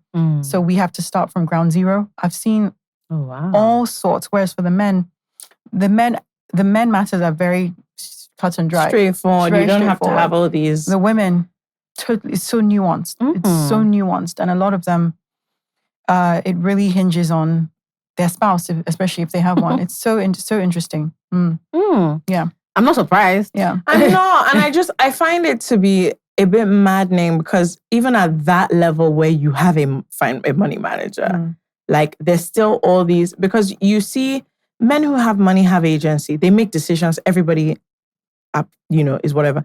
Women who have money have to make decisions with consideration of like all the time how it looks. Yeah. This person that I'm with, this, and I'm just like, it seems a bit exhausting. Yeah, it is. It seems really exhausting that you can't just be like, listen, this is my money, therefore I made this decision with my financial advisor said I should do this, and I did this, and now that I'm home, I'm telling you. Right. Because that's exactly what you do. Right. You tell me that this is what you've done. Yeah. Not a single one of my male clients has ever said to me, let me just go and consult my wife on this. Not one. Really? Not one. And I'm so sure, not even from a place of like, I don't care what she... I'm honestly so sure just because of consideration. A lot of women are like, okay, hold on. Let me discuss this. I'll come back to you, which is madness. Yeah. I do think, so we asked people to send us how having their own money has helped them out of a difficult situation. But what I found, an idea I found more interesting is like the moment you realized, like, this lady we just spoke about, like the moment she realized. It's clear that was the moment she realized she's actually on her own. I need my own thing, because I was under the impression that this thing we were doing together was communal. Right. And so you would prioritize the same things I'm prioritizing. If I say I want to see my dad with our baby, you'd prioritize that in the same way. If you wanted your mom to see the baby, you would bring her. You would either say, okay, mommy is coming, or we're going to Nigeria. And I think that is something people talk about, how a lot of times about how we save them. And I'll read some of those, but I think something that I wish people spoke about more was that moment that they realized that, oh, okay. So when we're working on Smart Money Season 1, there's a character, Lara's character, she's an oil and gas big babe. And her turning point was when her father died. And watching how her mother was just unable to make decisions or defend herself, or like, his family kind of like bullied her out of their rightful inheritance. And so it changed her attitude towards like money and income and having her own money, but not just having it, like being able to make decisions, because the subtext was that the mom and dad did things together, but it was all... In reality, they weren't doing anything together. So it's really fascinating. I'm always looking for people's like origin story when it comes to like their attitude towards money. But someone said something here that made me laugh. She said, honestly, it started with my dad. He takes great care of me, but my dad loves giving financial lessons nobody asked for. I've never had problems getting things I want or I need because I asked for it, but it's always on his own time. He wants to teach me this financial lesson. And guys, I don't want, and your time is not my time. So when I started making money and I'd ask for something and he'll say, no, I'll get to it when I get to it, I remember, wait, I have money. I can't do this thing for myself. And I just do it. And ever since then, it's been like a spell. Not being financially dependent on anybody, better yet, a Nigerian man, no matter how amazing he is, should be able to get people to think differently about the importance of having their own money. And I think it's societal, because I can't imagine a lot of like, let's flip the script. I do think that anything that requires you to depend on a person's generosity is not what you should build an ideology. No. If it's dependent on their mood, like if it's something that means you're their not mood going to be in a good situation. Yeah. So for instance, just even in doing business, like as a couple, my mom always said, it was from my mom I heard, there's nothing like Mr. and Mrs. X. It is Mr. A this and Mrs. Y this. That is how you do ownership. There is no assumption. Like we're building something together. There is trust, but I have to mitigate against even my own madness. So we need to have rules for what happens if halfway through the project, something happens that requires my own funding. Mm-hmm. Yeah. And I can't commit in the same way. Or what if you don't? Or what if halfway through we fight and we say we're not doing anymore? Who gets to claim the abandoned building? Mm-hmm. What did I pay for? What did you pay for? Interesting. But people don't want to grapple with the reality of what that means. So I don't know. I think when we talk about women having money and having power, it's not just you're making money. If you're making money and you realize that you can't make decisions for how that money is being used, you don't have the power. You just have it.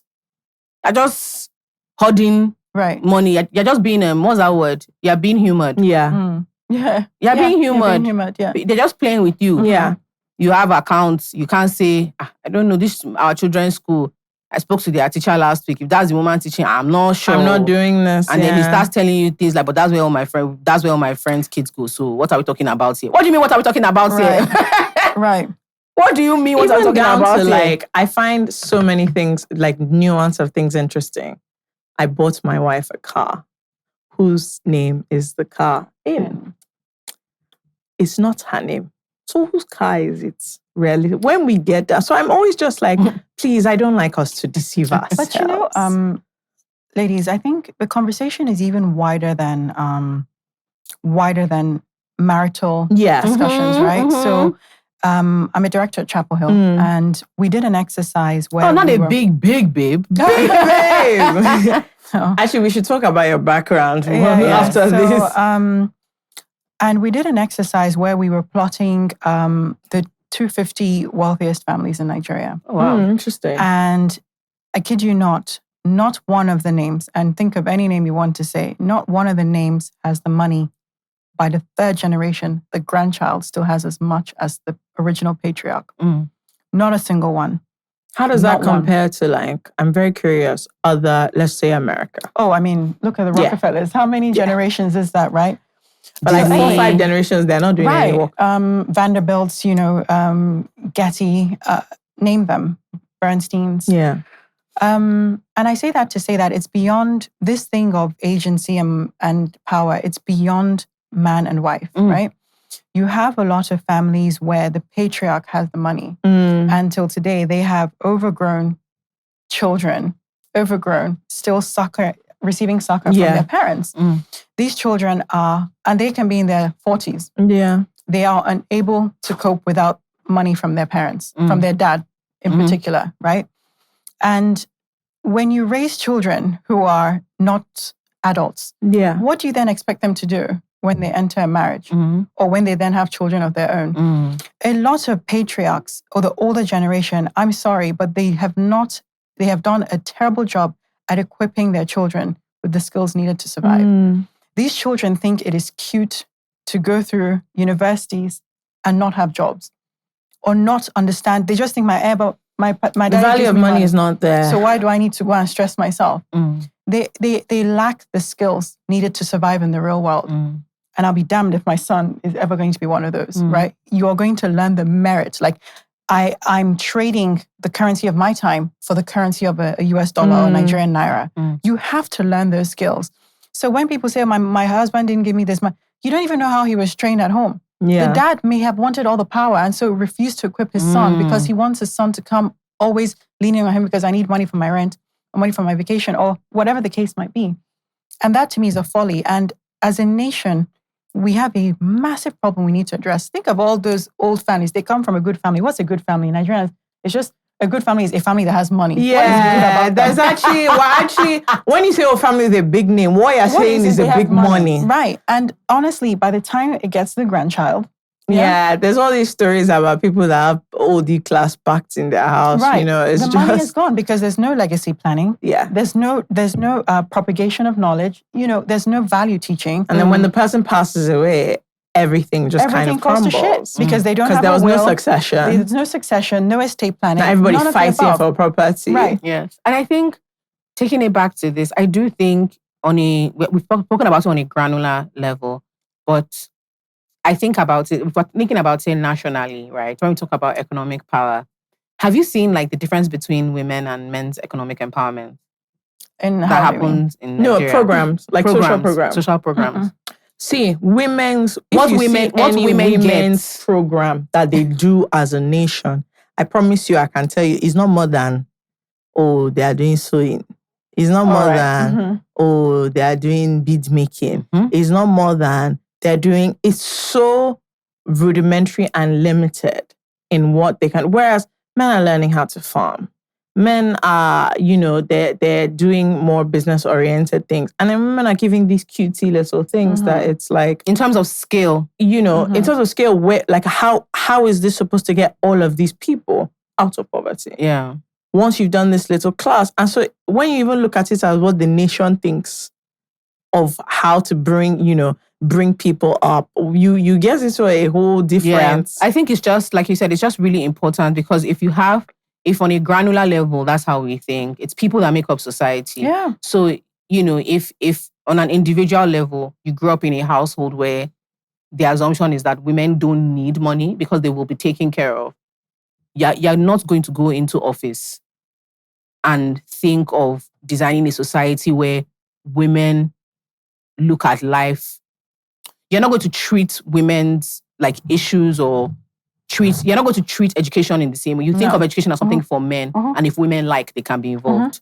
You think of home ownership as something for men that we eventually find a woman to be taken care of. Right. So when you are designing policies around health, around how you design like an urban city, around like, maternity, around, healthcare that don't take into cognizance women having like economic decision-making and power. You just design it in a way that means that, and it's neither here nor there. So you're talking about farmers' empowerment, right? And it's like, okay, when we're designing these programs, are we thinking about the potential pitfalls for women farmers? Are we thinking about... No, we're not, right? So, or when you are saying...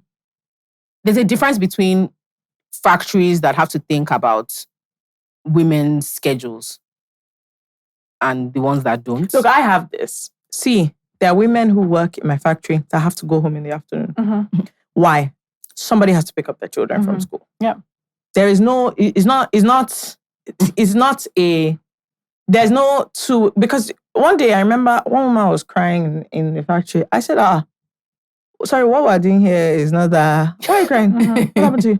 She said, her cousin that is meant to pick up her children did not pick them up. So now they're outside and it's not 6 yet, it's 4. So like she doesn't know what they are. And I was like, what are you doing? Why didn't you go to the office and like, as in leave? Like, as in she was like, she didn't know that if she leaves, she'll have her job. I now asked her that, sorry, please sit down. Your life, what's your plan? How do you people do your thing? She was like, well, she has different family members that like, because she's working, the husband is working, somebody has to pick up her children in the afternoon. And so sometimes if they don't pick up children in the afternoon, children wait at the school for her to, and I was like, this sounds insane because teachers have gone home. And so children are waiting with security. And I'm just thinking, you have 2 daughters and 1 son with men. I said, I don't want to lie to you. This cannot work. No. So she was like, but nobody, if she loses her job, I said, you won't lose any job. What are the hours that you need to? And I was like, this is just what we're going to do. You are going to close at 4 and go and collect your children and go. She now said, I said, no, we'll just negotiate the salary. That's all. Please be going. And then everything steps. 2 or 3 women have been pregnant since they've been working at. We had to have a little room where they could bring their babies to. That's just what it ended up being. Because where were they going to put them? Right. There was nowhere for them to put them. And they work in a factory. There was these people can't afford daycare. They can't. And so it's all these, we have people who work like contract work. And what you notice is the women, they come a bit later in the morning because they've gone to drop their children. Then they leave in the afternoon. Then they come back. And so they're there till like 6, 7, and then they go. And because I remember asking one woman, why are you always coming in and out? So she was like, oh, I have to go. I drop my children and then I come back. And because they're paid on what they do, that works for her because she's like, I can do however much that I can do. And the problem is, all those women are always crying when the smallest thing happens because they're so afraid of losing their jobs that they're like, and so people are just like, why am I hearing babies? I'm like, because we have like a little crash situation going on.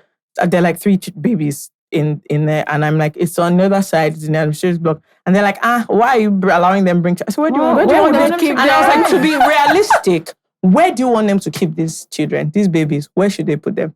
You cannot back a child with where machines are. It just doesn't make sense. And people are just like, already building a crash. So like, what was? And I'm like, honestly, it's just a response to what is going on. Well, because it was not a big deal. Right. And like, I'm a woman, I get it. Right. Honestly, one lady, she didn't want to take her maternity leave. Yeah, she was so afraid. Like I was just about to say, if Sheryl Sandberg could have the former CFO of Facebook could have a crash right next to her office.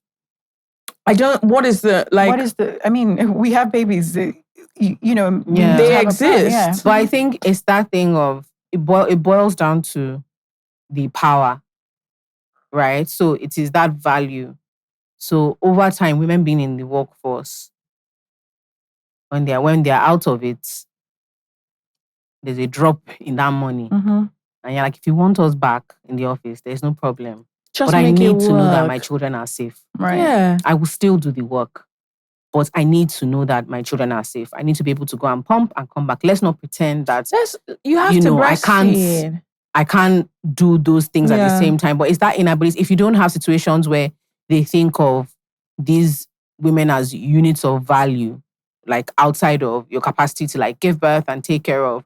And then when you then add that onto what you want to do, it's like, okay, how can we make this work? If you don't have situations where you're able to design that, if you don't have the power that comes with that, it's very tough. Like I was reading about how things we take for granted, like what are the top 10 things we take for granted? And you're reading about how women in America started to organize around, the prohibition was like an oversized reaction to alcoholism, to alcohol, but it wasn't about just the drink itself. It was all the other effects. But then they were talking about some other things that people didn't realize. So how women organize, and then women who had money were putting money behind things like increasing the age of consent. So I didn't realize for how long it was that girls in America are allowed to get married at the age of 12. Oh. I didn't realize, right? And it was allowed. Well, I'm sure it's not something that they would have wanted. Yeah, it was legal, and it was women who had money that were able to decide. So they were able to pay. Rallies are expensive. Lobbying is expensive. Movements cost money. But it was these women being like, it's really important for girls to be safe, for girls to have options. Like hospitals were full of 12, 13-year-old pregnant girls whose bodies couldn't cope.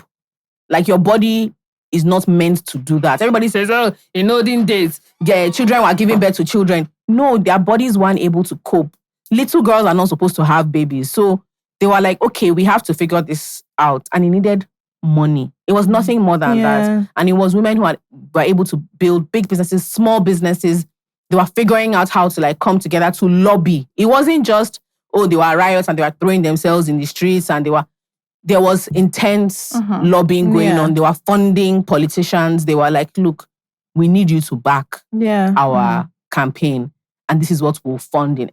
And these are the kind of votes you'll be guaranteed. Yeah. The women's votes. If you're able to do A, B, C, and X, Y, Z. And that thing is power. I was reading about super PACs, like American super PACs, and how recently with the American elections, I was reading about how as soon as it was obvious that, Kamala is going to run for office, it was almost like it was a couple of texts or a couple of phone calls like, this is what we hear is happening. And the women, they were just like, they started moving. We need money. It became it's all these things of, we make it very flowery. Women just need to get together. And, we just need to rally around each other with What? With what? Like, I think that inability to be honest about the power that comes with being able to fund your ideas or to fund, when you're reading about things like, oh, we've recently found a link to like, particular things women do to their hair and fibroids. Who cares about that? Women. It's other women. And so when you hear, oh, there's not enough funding for this thing that's happening, I'm like, it doesn't affect them. Yeah, of course. They're not looking into it because is so underfunded. Yeah, it's not their business because sorry. they're actually not looking into it. And so I remember having it was a random discussion. I don't even know why I was having it with a friend, but basically it was really somehow, I was like, this is kind of embarrassing, but you're coming back from London and I need you to buy me something. And he was like, why didn't I just say it? I said, because I need you to buy me like Tampax Pearl and other certain things. He was like, oh, why can't you just buy it in Lagos? I said, because a lot of the brands, the stuff they have here, I don't like it. Like, it's itchy, it's whatever. And he was like, I don't get it. Like, is there a difference? And so we got into this whole conversation and he was like, Oma, I've never thought about this in my life. And I was like, yeah, it's clear. And he was like, so aren't there people doing it? I was like, yeah, there's startups and whatever, but, it's not that accessible, organic. And I was like, also, even me, I don't buy organic Tampa because the money is a lot. Okay? The alternatives. And we just got into this whole conversation and he was like, wow, you guys are thinking about a lot of things on a day-to-day basis. And it's like another friend who was telling me, she works in London and she was like, all the women were so happy one day because they got into the bathroom. They had changed their... And dispensers were there. Yeah, they had changed their head of HR to a woman. And in all the bathrooms, they had like these little cupboards that had, pads and tampons and like, deodorant. They had like wipes and just things that you might need in the day. And everybody was just so pleased. And she was like, all the men were just like, I don't get what's happening. And they were just like, it's not a big deal. But you can tell that somebody gets it. Because she went to the bathroom one day and she was like, wait, so there are many women in this building. So not everybody will have to run out if like that whole conversation of, oh, do you have a tampon? So all of us will have to be having it. And she was like, let's just put them in the bathroom. And they were like, look, it was one shift. They had one person and they changed everything. Right. Like all of a sudden she was like, people were getting longer maternity leave. She was just like, it was one person they hired and things were shifting. All of a sudden it was very clear. You could take extra, you could add 2-3 months if you needed it to your leave and nothing will happen. And she was just like, it's mad because this is one woman that they hired. And it wasn't a big deal. She was just doing her job like as a sensible person. But she was like, oh yeah, obviously this makes sense. And that was when she was like, it's mind-blowing because if it's not your business, like if it's not something you're thinking about, if it's not your concern, then it's not your concern. Even all these things like crash, daycare, you get these policies in places where women are in charge. Yeah, of course. In places where women are not in charge, nobody's fighting for your daycare. Yeah.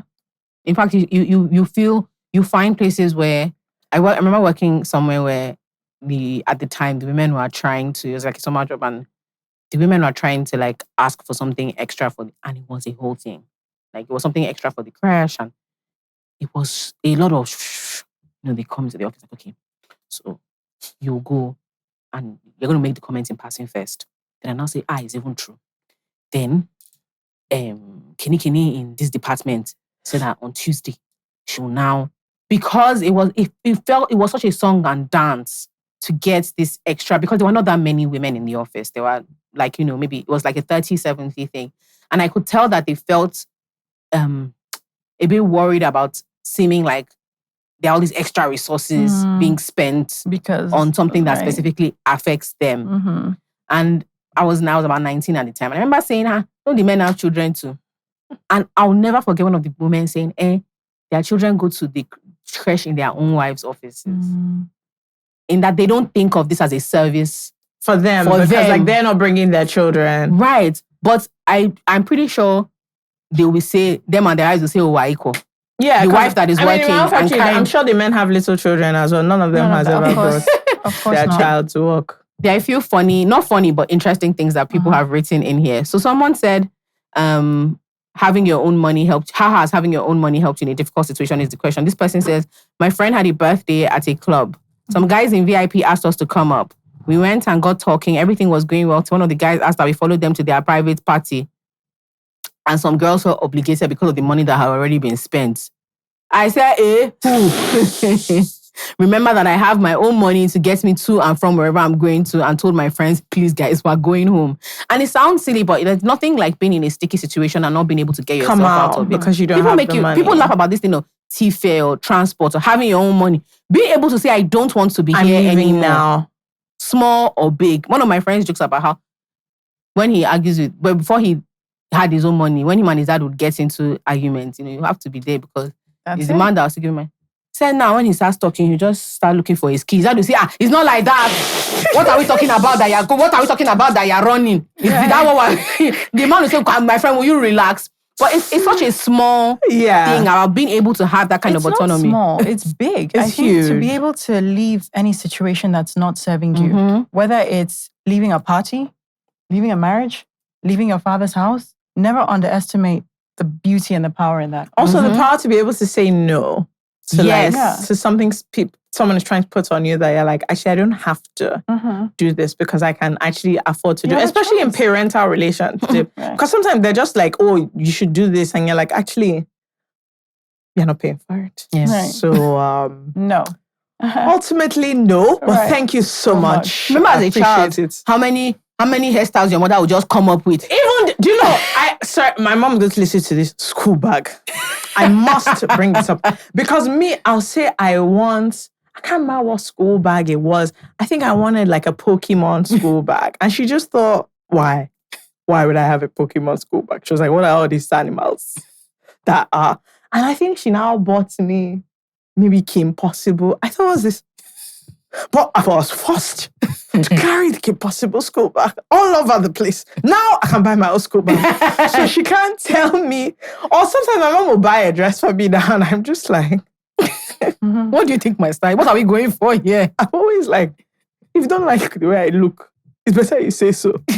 Because how you say you saw this, you thumbs up. Of who? Have you met me before? And I'm like, just thank you so much. When I was younger, I'd have had to wear the dress. Because what are my options? This is where I live. You could buy all my clothes. Now I'm like, okay. You can figure out your own person. This is good.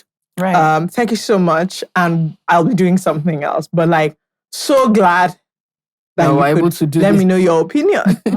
This person says, for me, financial independence is life and should be a basic human right. Being able to know what happens to your money is key.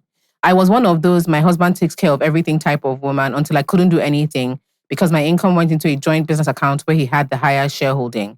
He was constantly getting into debt under the business, and I found myself working nonstop for 5 years with no holiday while he made all the financial decisions.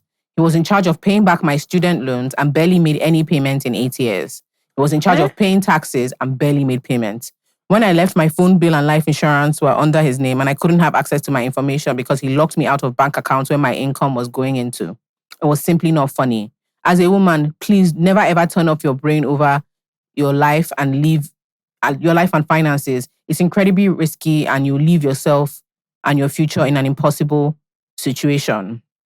I walked away from a toxic marriage without knowing that her friends used to be not jealous, but they used to be like, you are enjoying her, because what would happen is everywhere she went to, her husband would give her one of his cards.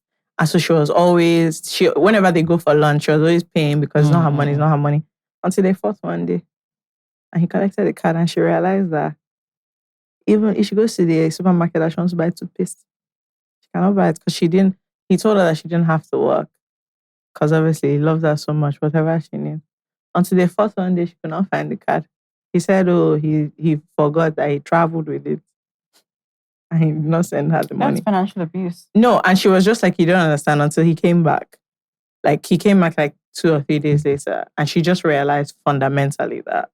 She was like, if they had everything, she had everything she needed in her house or whatever. There was nothing urgent that came up. But she was like, in that moment, the thing is, he took the card because they fought.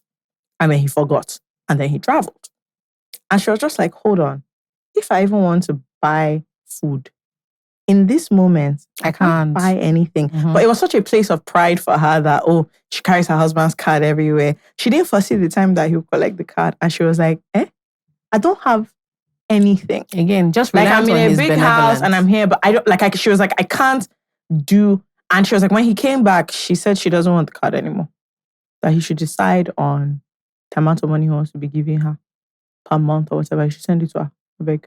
That she doesn't want to carry anybody's card again. He should even keep the card. That please, can they go to the bank? Let him get her. But you know, let them get. She wants to get a card. He should put money inside her account. Finish. So let's say you have multiple children who have multiple different kinds of needs. So there's a time that my mother just had to. She couldn't. Yeah. First of all, she had 3 insane youths.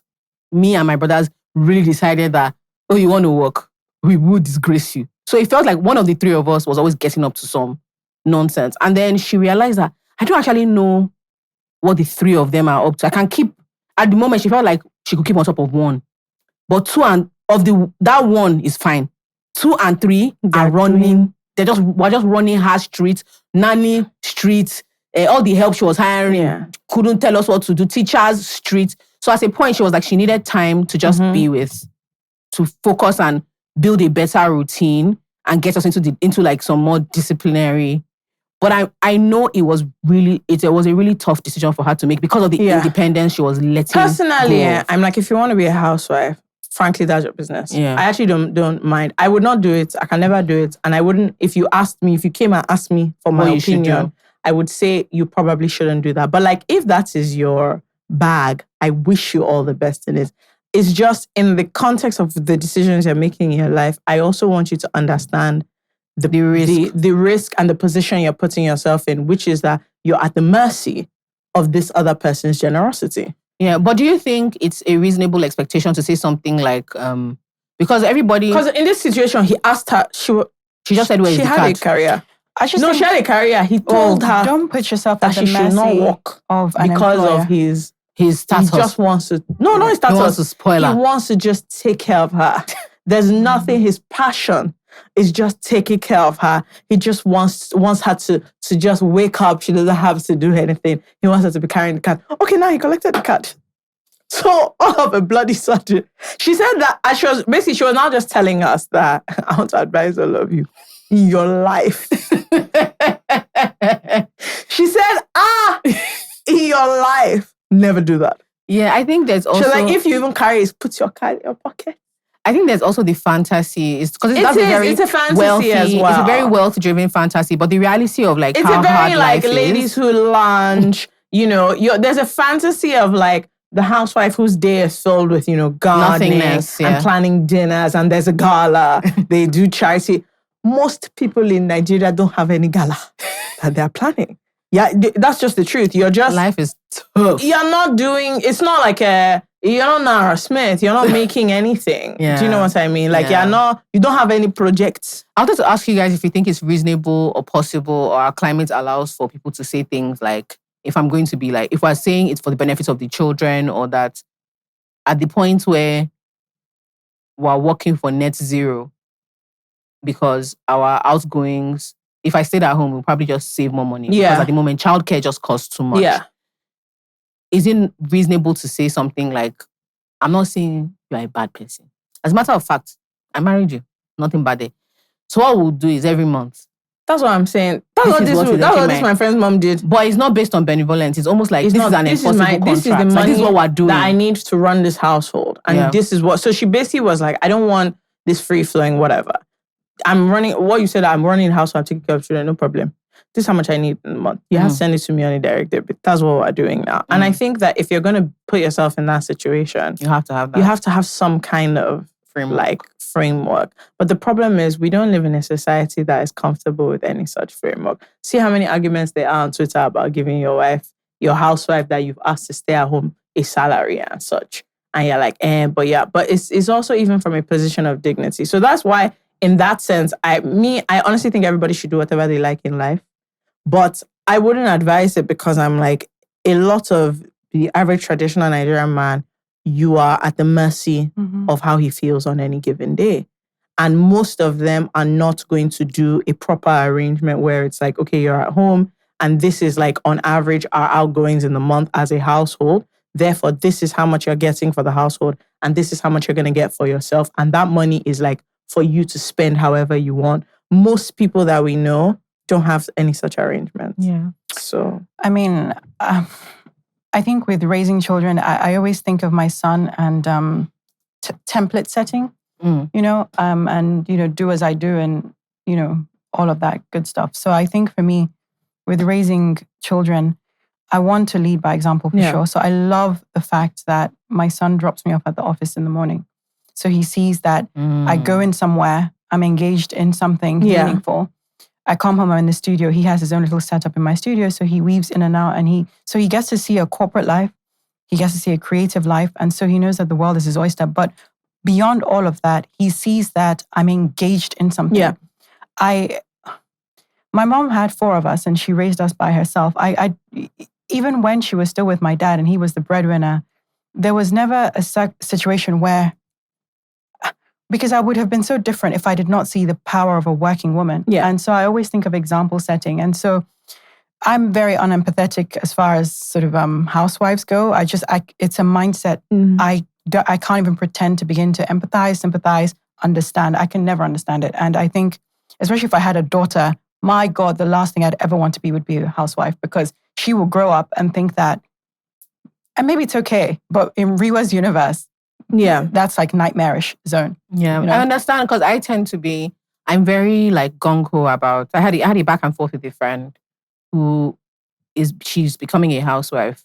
And I know she already thinks like I'm a lot. So I was like, okay, so I remember I kept saying, so what's the arrangement? I think she was a bit shocked because I'm friendly with her husband as well. So I kept asking, so what's the arrangement? And she says, like as I need stuff. I said, that's not an arrangement. And I kept saying, you have to go and say, this is what I'm doing every month. Right.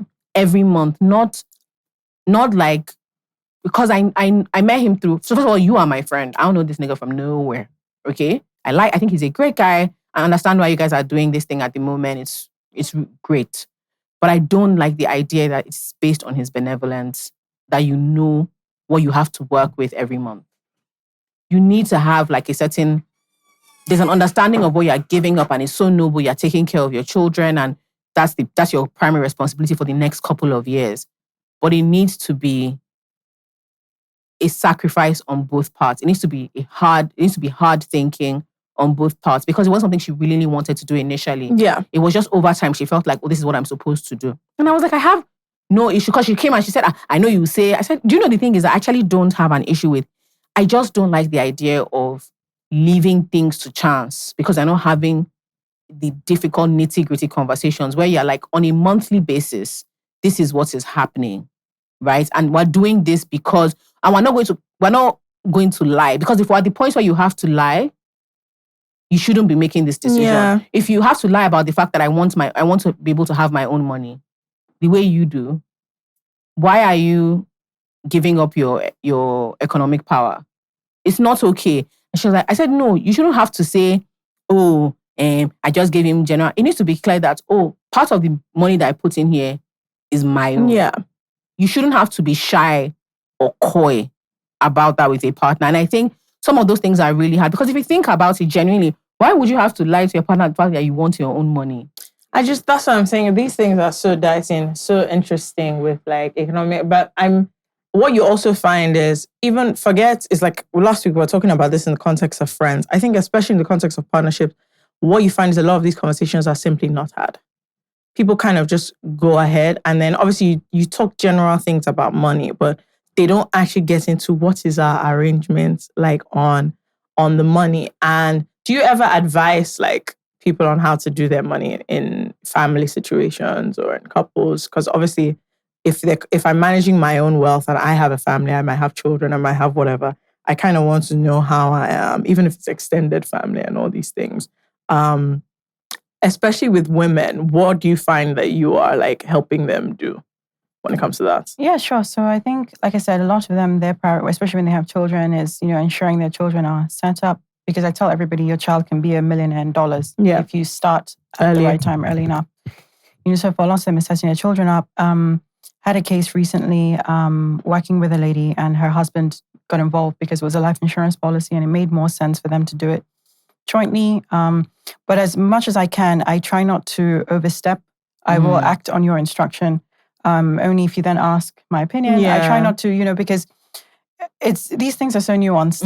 I don't like to kind of tell people if people are doing what works for them, then kudos to you. I know my opinions, But I try to, even when I see some things that just in your professional capacity, you can't just say the way you're living your life is crazy. Yeah, and someone's like, oh, my husband is incredible. He would never.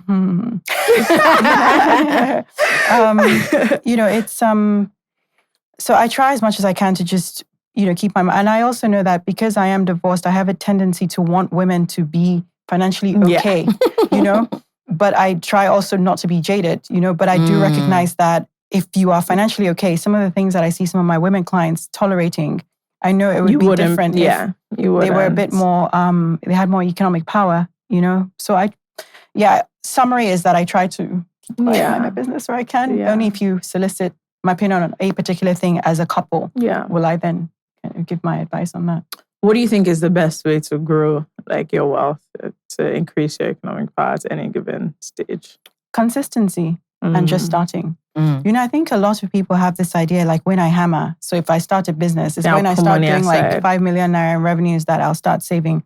I do these quarterly outreach events for women where I teach about, the world of finance and savings, especially for retirement. And that thing I just said about everybody's child in this room can be a millionaire in dollars by the time the child is 30 if you just start and you are consistent.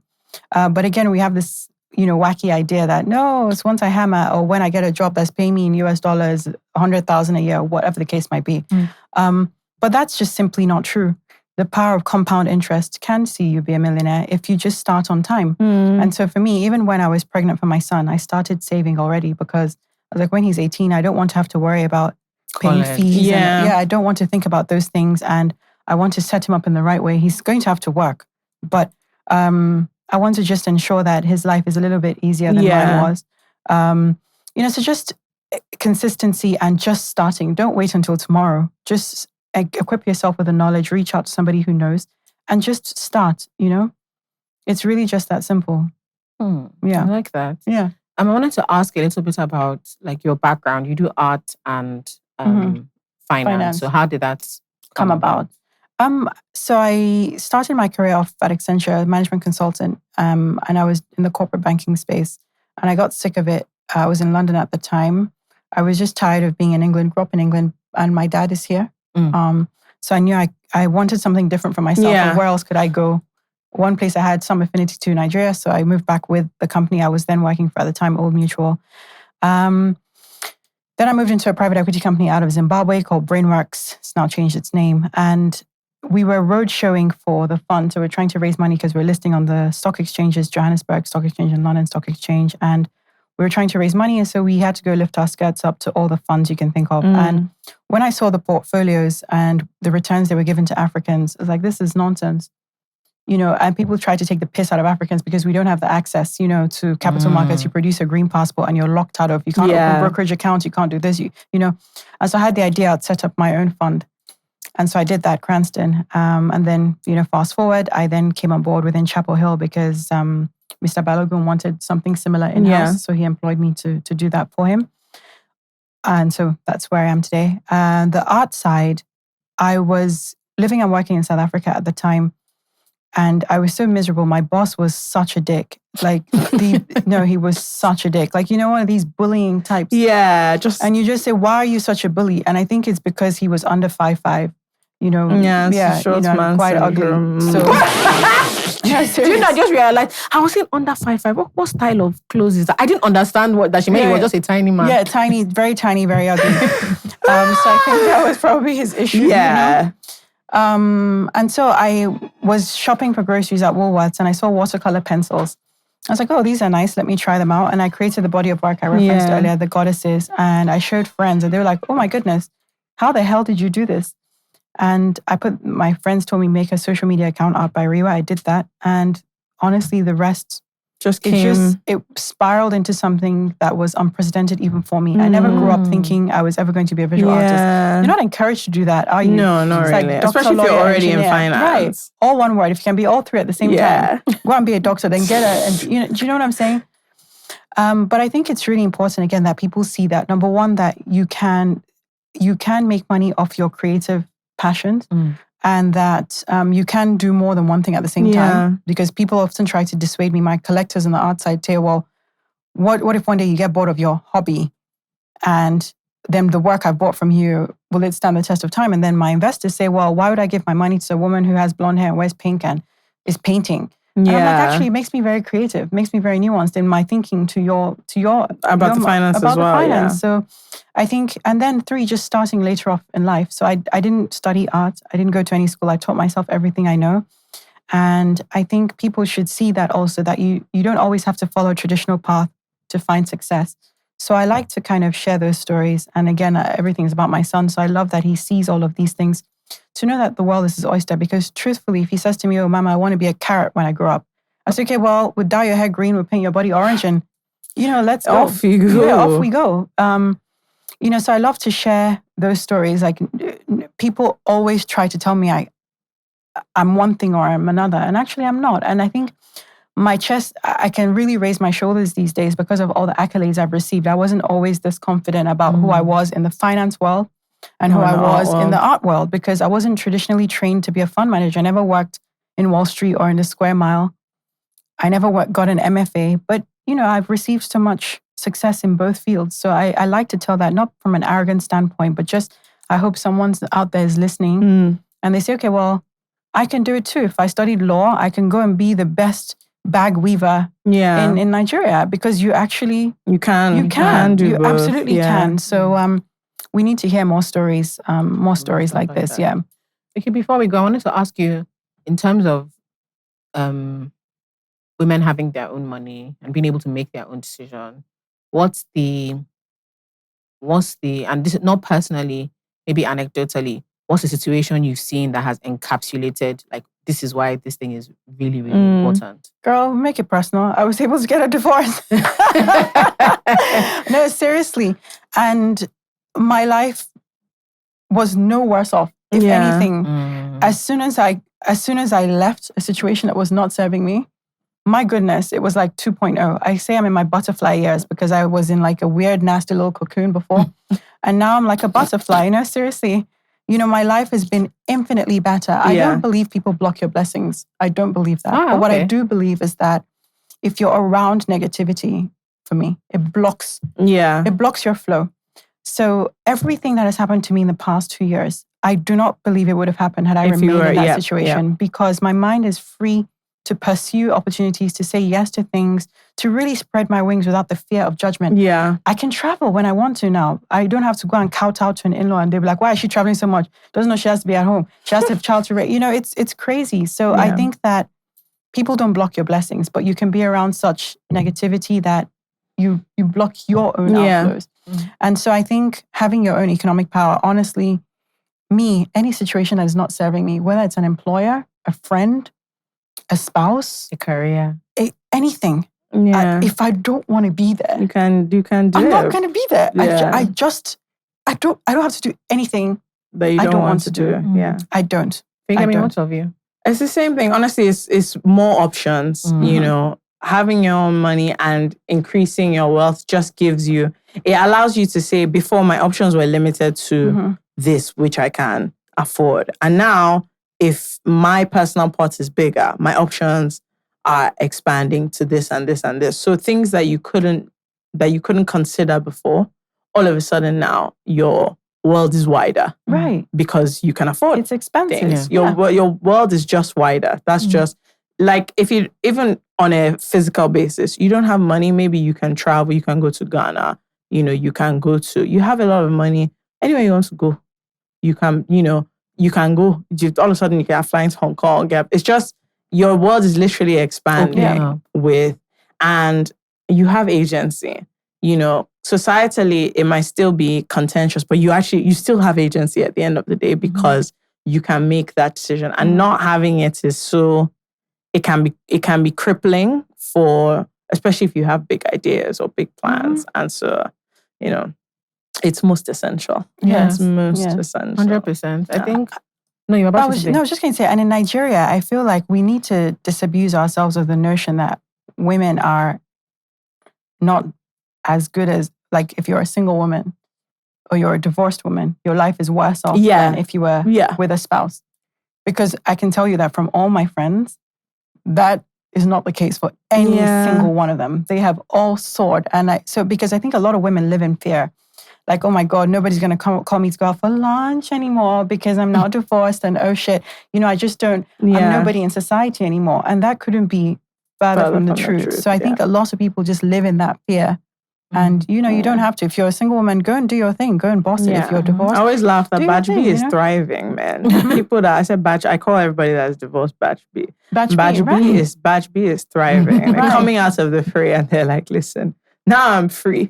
So I'm doing what I like. Right. For me, what it's about you? like bigger picture. So recently, like I've been thinking a lot. Like I got into it's a podcast, I can't remember the name, I'll check, where they really discuss like what they consider like big world issues. Like how do we, so a Nigerian instance would be like, how do we educate 3 million people in a year? Like how do we, all these big things. And I think about it in that on a small scale, we talk about economic power on a very individual level for women. But I'm starting to think more about what it means if we have more sort of like women with vast amounts of economic power, the kind of things that we're interested in, and we're just unable to move the needle on because that vested interest is just not there. And there are things we think about like how we learn and what our bodies are able to do and how do we keep the world safe and how do we make decisions, like how do we reduce conflict. Women are not in those rooms when decisions are made like we're going to war. Right? And we suffer the worst of as a result. Like every time in war-torn areas, there's hunger, there's famine, but women have the added burden of sexual assault. So we have we're unable to make these like heavy, big, we're just not able to... World-altering decisions. World-altering decisions just because we're not at the level where... We're not at the table. We're not at the table. And so it's really something I've been thinking about more and more recently. That there's an idea I have and I was trying to explain it to my dad and he was like, where did you get this thing from? And I was like, I just need the money to try and figure out how to design this thing. Right. And then I was looking at all the kind of things, I call them the big four, Vanderbilt, Ford, Rockefeller, what they were interested in. And they threw money. They threw money at it. They flung money at what they wanted cared something about. to change. They just right. I think it was Carnegie got into music at the time and he just felt like there should be more music in the world. And that's how Carnegie Hall, he was just like, I want musicians to not think of money. Just create. Right. And there's a whole slew of artists that kind of come out of that. So I love Nigerian literature. And my dream would be to be able to have like workshops every year where people are just able to take a year out. I have this amount of money, I can write a book. Right? But if you don't have that money, you can't do it. We lie about what your dreams, your fantasy, your idea can do. But the truth is that without the backing, I'm a huge fan of Melinda French Gates. She's put her money where her mouth is. The thing she cares about now, she is like, we need to sort this thing out. Like let's fling like money at those ideas. And so I love like being able to think of where we want to go and how we want to educate. But I just love the potential of what it could mean. And I think that's why, are you familiar with the series or the franchise Love and Hip Hop? Yeah. You know it? Okay. So I think it's an utterly vile show. And I think that a woman like Mona Scott Young, you've been given a platform, right? A televised platform for Black people on which to portray Black people. And what you have chosen to do with your voice and your power is to depict or allow Black people to depict themselves in the way that they do on that show. Fighting, hurling curse words at one another, tearing each other's wigs off. Like, what kind of message are you sending to people about who we are as a race? And honestly, it's vile to me. You see, unlike Shonda Rhimes, she puts Olivia Pope, Kerry Washington's character, in a position of power, decision-making. You don't understand the subliminal things that children pick up on or young adults pick up on when they watch these different shows. Someone seeing Olivia Pope in her suits in her lovely flat with her glass of wine is like, I could actually be like her one day, Or you see Love and Hip Hop and you think it's okay to be engaged in altercation and combat in such a vile, piggy manner. So I have no respect for people who, when they're then given a platform, use it for their self-enrichment or for propagating these nasty stereotypes that we already have of Black people as a race, which is why I love, Melinda Gates. even McKinsey now, Bezos, who's putting her money behind good causes, or like Chimamanda, who has like writers' workshops, things like that. Even Oprah has Even Oprah, right. Where I feel like when you're given a platform, I don't care who you think you have a responsibility to uplift others. And that's why, when I see people doing stupid shows like Love and Hip Hop, I won't even watch it because of all things. She feels very strongly. I do. Very strongly. Because, I'm raising a kid and I'm just like, you have to grow up and see better. You have to see people who look like you doing better to know that there is better. And it's not from Love and Hip Hop that... Yeah, I mean, you are right. Like, I remember one time my mom saw me watching it. She couldn't believe. No, she couldn't believe. She said, I haven't watched it, she said, no, this is not possible. In a way, I don't know. I don't regularly watch any of the shows. There was one time I watched Married to Medicine and I was like, for me, Ratchet TV serves a place of comedic value. And like, that's it. But I know people who swear by it, Real Housewives. They follow the lives of these people. Yeah, they follow the lives of these people. And you're seeing medical doctors fighting on national TV. And they're Black women. Yeah. Come on, guys. Honestly, come on.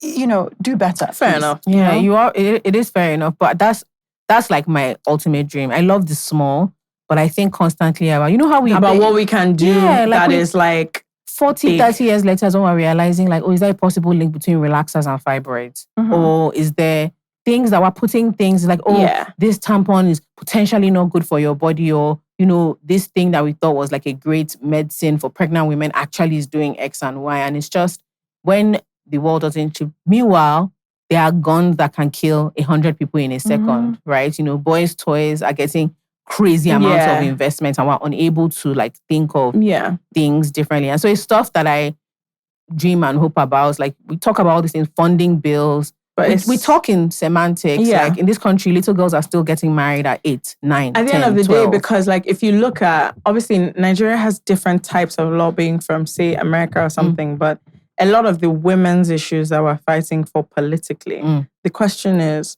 where's the political power fighting for it? And also, where's the financial power fighting for it? Because if big women started talking and started fighting and money was involved, I promise you, there are people that they don't care about the policy, they don't care, but so money is moving in this direction. Yeah. Then votes are moving away from this direction. As in you're backing people that are doing the things that things start to move. I was watching, I don't know if you've seen, Bill Gates has a new show on Netflix. And honestly, I'm not even necessarily like, I don't know the man, it's not my business really. I don't have any feelings towards him as a person or towards billionaires. I don't care. I was just like, so what you're telling me is that he has enough money that once he just thinks, cardboard. I'm interested in cardboard. He can just say, okay, put $1 billion into cardboard. And I'm just like, because all it was talking about was these different areas in the world and that he's interested in and the money that has just gone into it and the advancement. And I was like, that's crazy. But that's how the world moves. That is what you need, to be able to move things forward. And so, it's good. It starts with yourself, but I'm hoping that at some point we can coalesce and take it more seriously. Yeah. Rewa, where can people find you, your art? If I want to be found. If you want, of course. No, I'm happy to be found. Always happy to be found. Art by Rewa on Instagram, artbyrewa.com online. Finance side of things on Chapel Hill's website, I guess, or LinkedIn. Either one of those platforms, I think. Money management, if that's your flavor, then just get in touch with me via LinkedIn, perhaps. Awesome. You already know where to find us. Yeah. So. Do we want them to do anything? I still want more stories from when people realize when you clocked in your own life when, that sincerely, money, I really need it. I need it, and this is why it's important. So you can use the hashtag. We're going to share it. Her money, her power. Guys, please, this is not the time to say what's of the men. Shift. You have go and do your own hashtag. Do your own, please. Leave us alone. But I want to see, that's the story of when you clocked, whether it was from watching something or a real life experience, where you were like, okay, this is why having my own stuff is really important on a granular or like social level. You know what to do. Like and share and subscribe. Leave your comments. do what you need to do so that Fekemi and I can retire next year. God bless you Thank all. you and God bless. Bye. Bye. Hello, boys and girls. No hello. Okay. No hello for them. Okay. This is not for boys and girls only. Boys and girls. I want to ask you a simple question. Very simple. Why are 40-something% of you that watch this thing not subscribed? Very good. Is it fair? Very good. Is it other good? people's channels that you don't listen to every week, you subscribe to them? Free Look at what we content. do for you. Do you pay? You come here, we make fools of ourselves every week. Having a great time. Subscribe early. I don't understand it. Why would you do that? Is it right? No. In case you don't know, no, it's not right. Okay, so now you see that button. Nobody will beat you. Okay, do you know what? You can even cover. Do it in a shy, do it in a shy mysterious way. So nobody will just, oh my God. Click on the subscribe. Oh my God. That's all.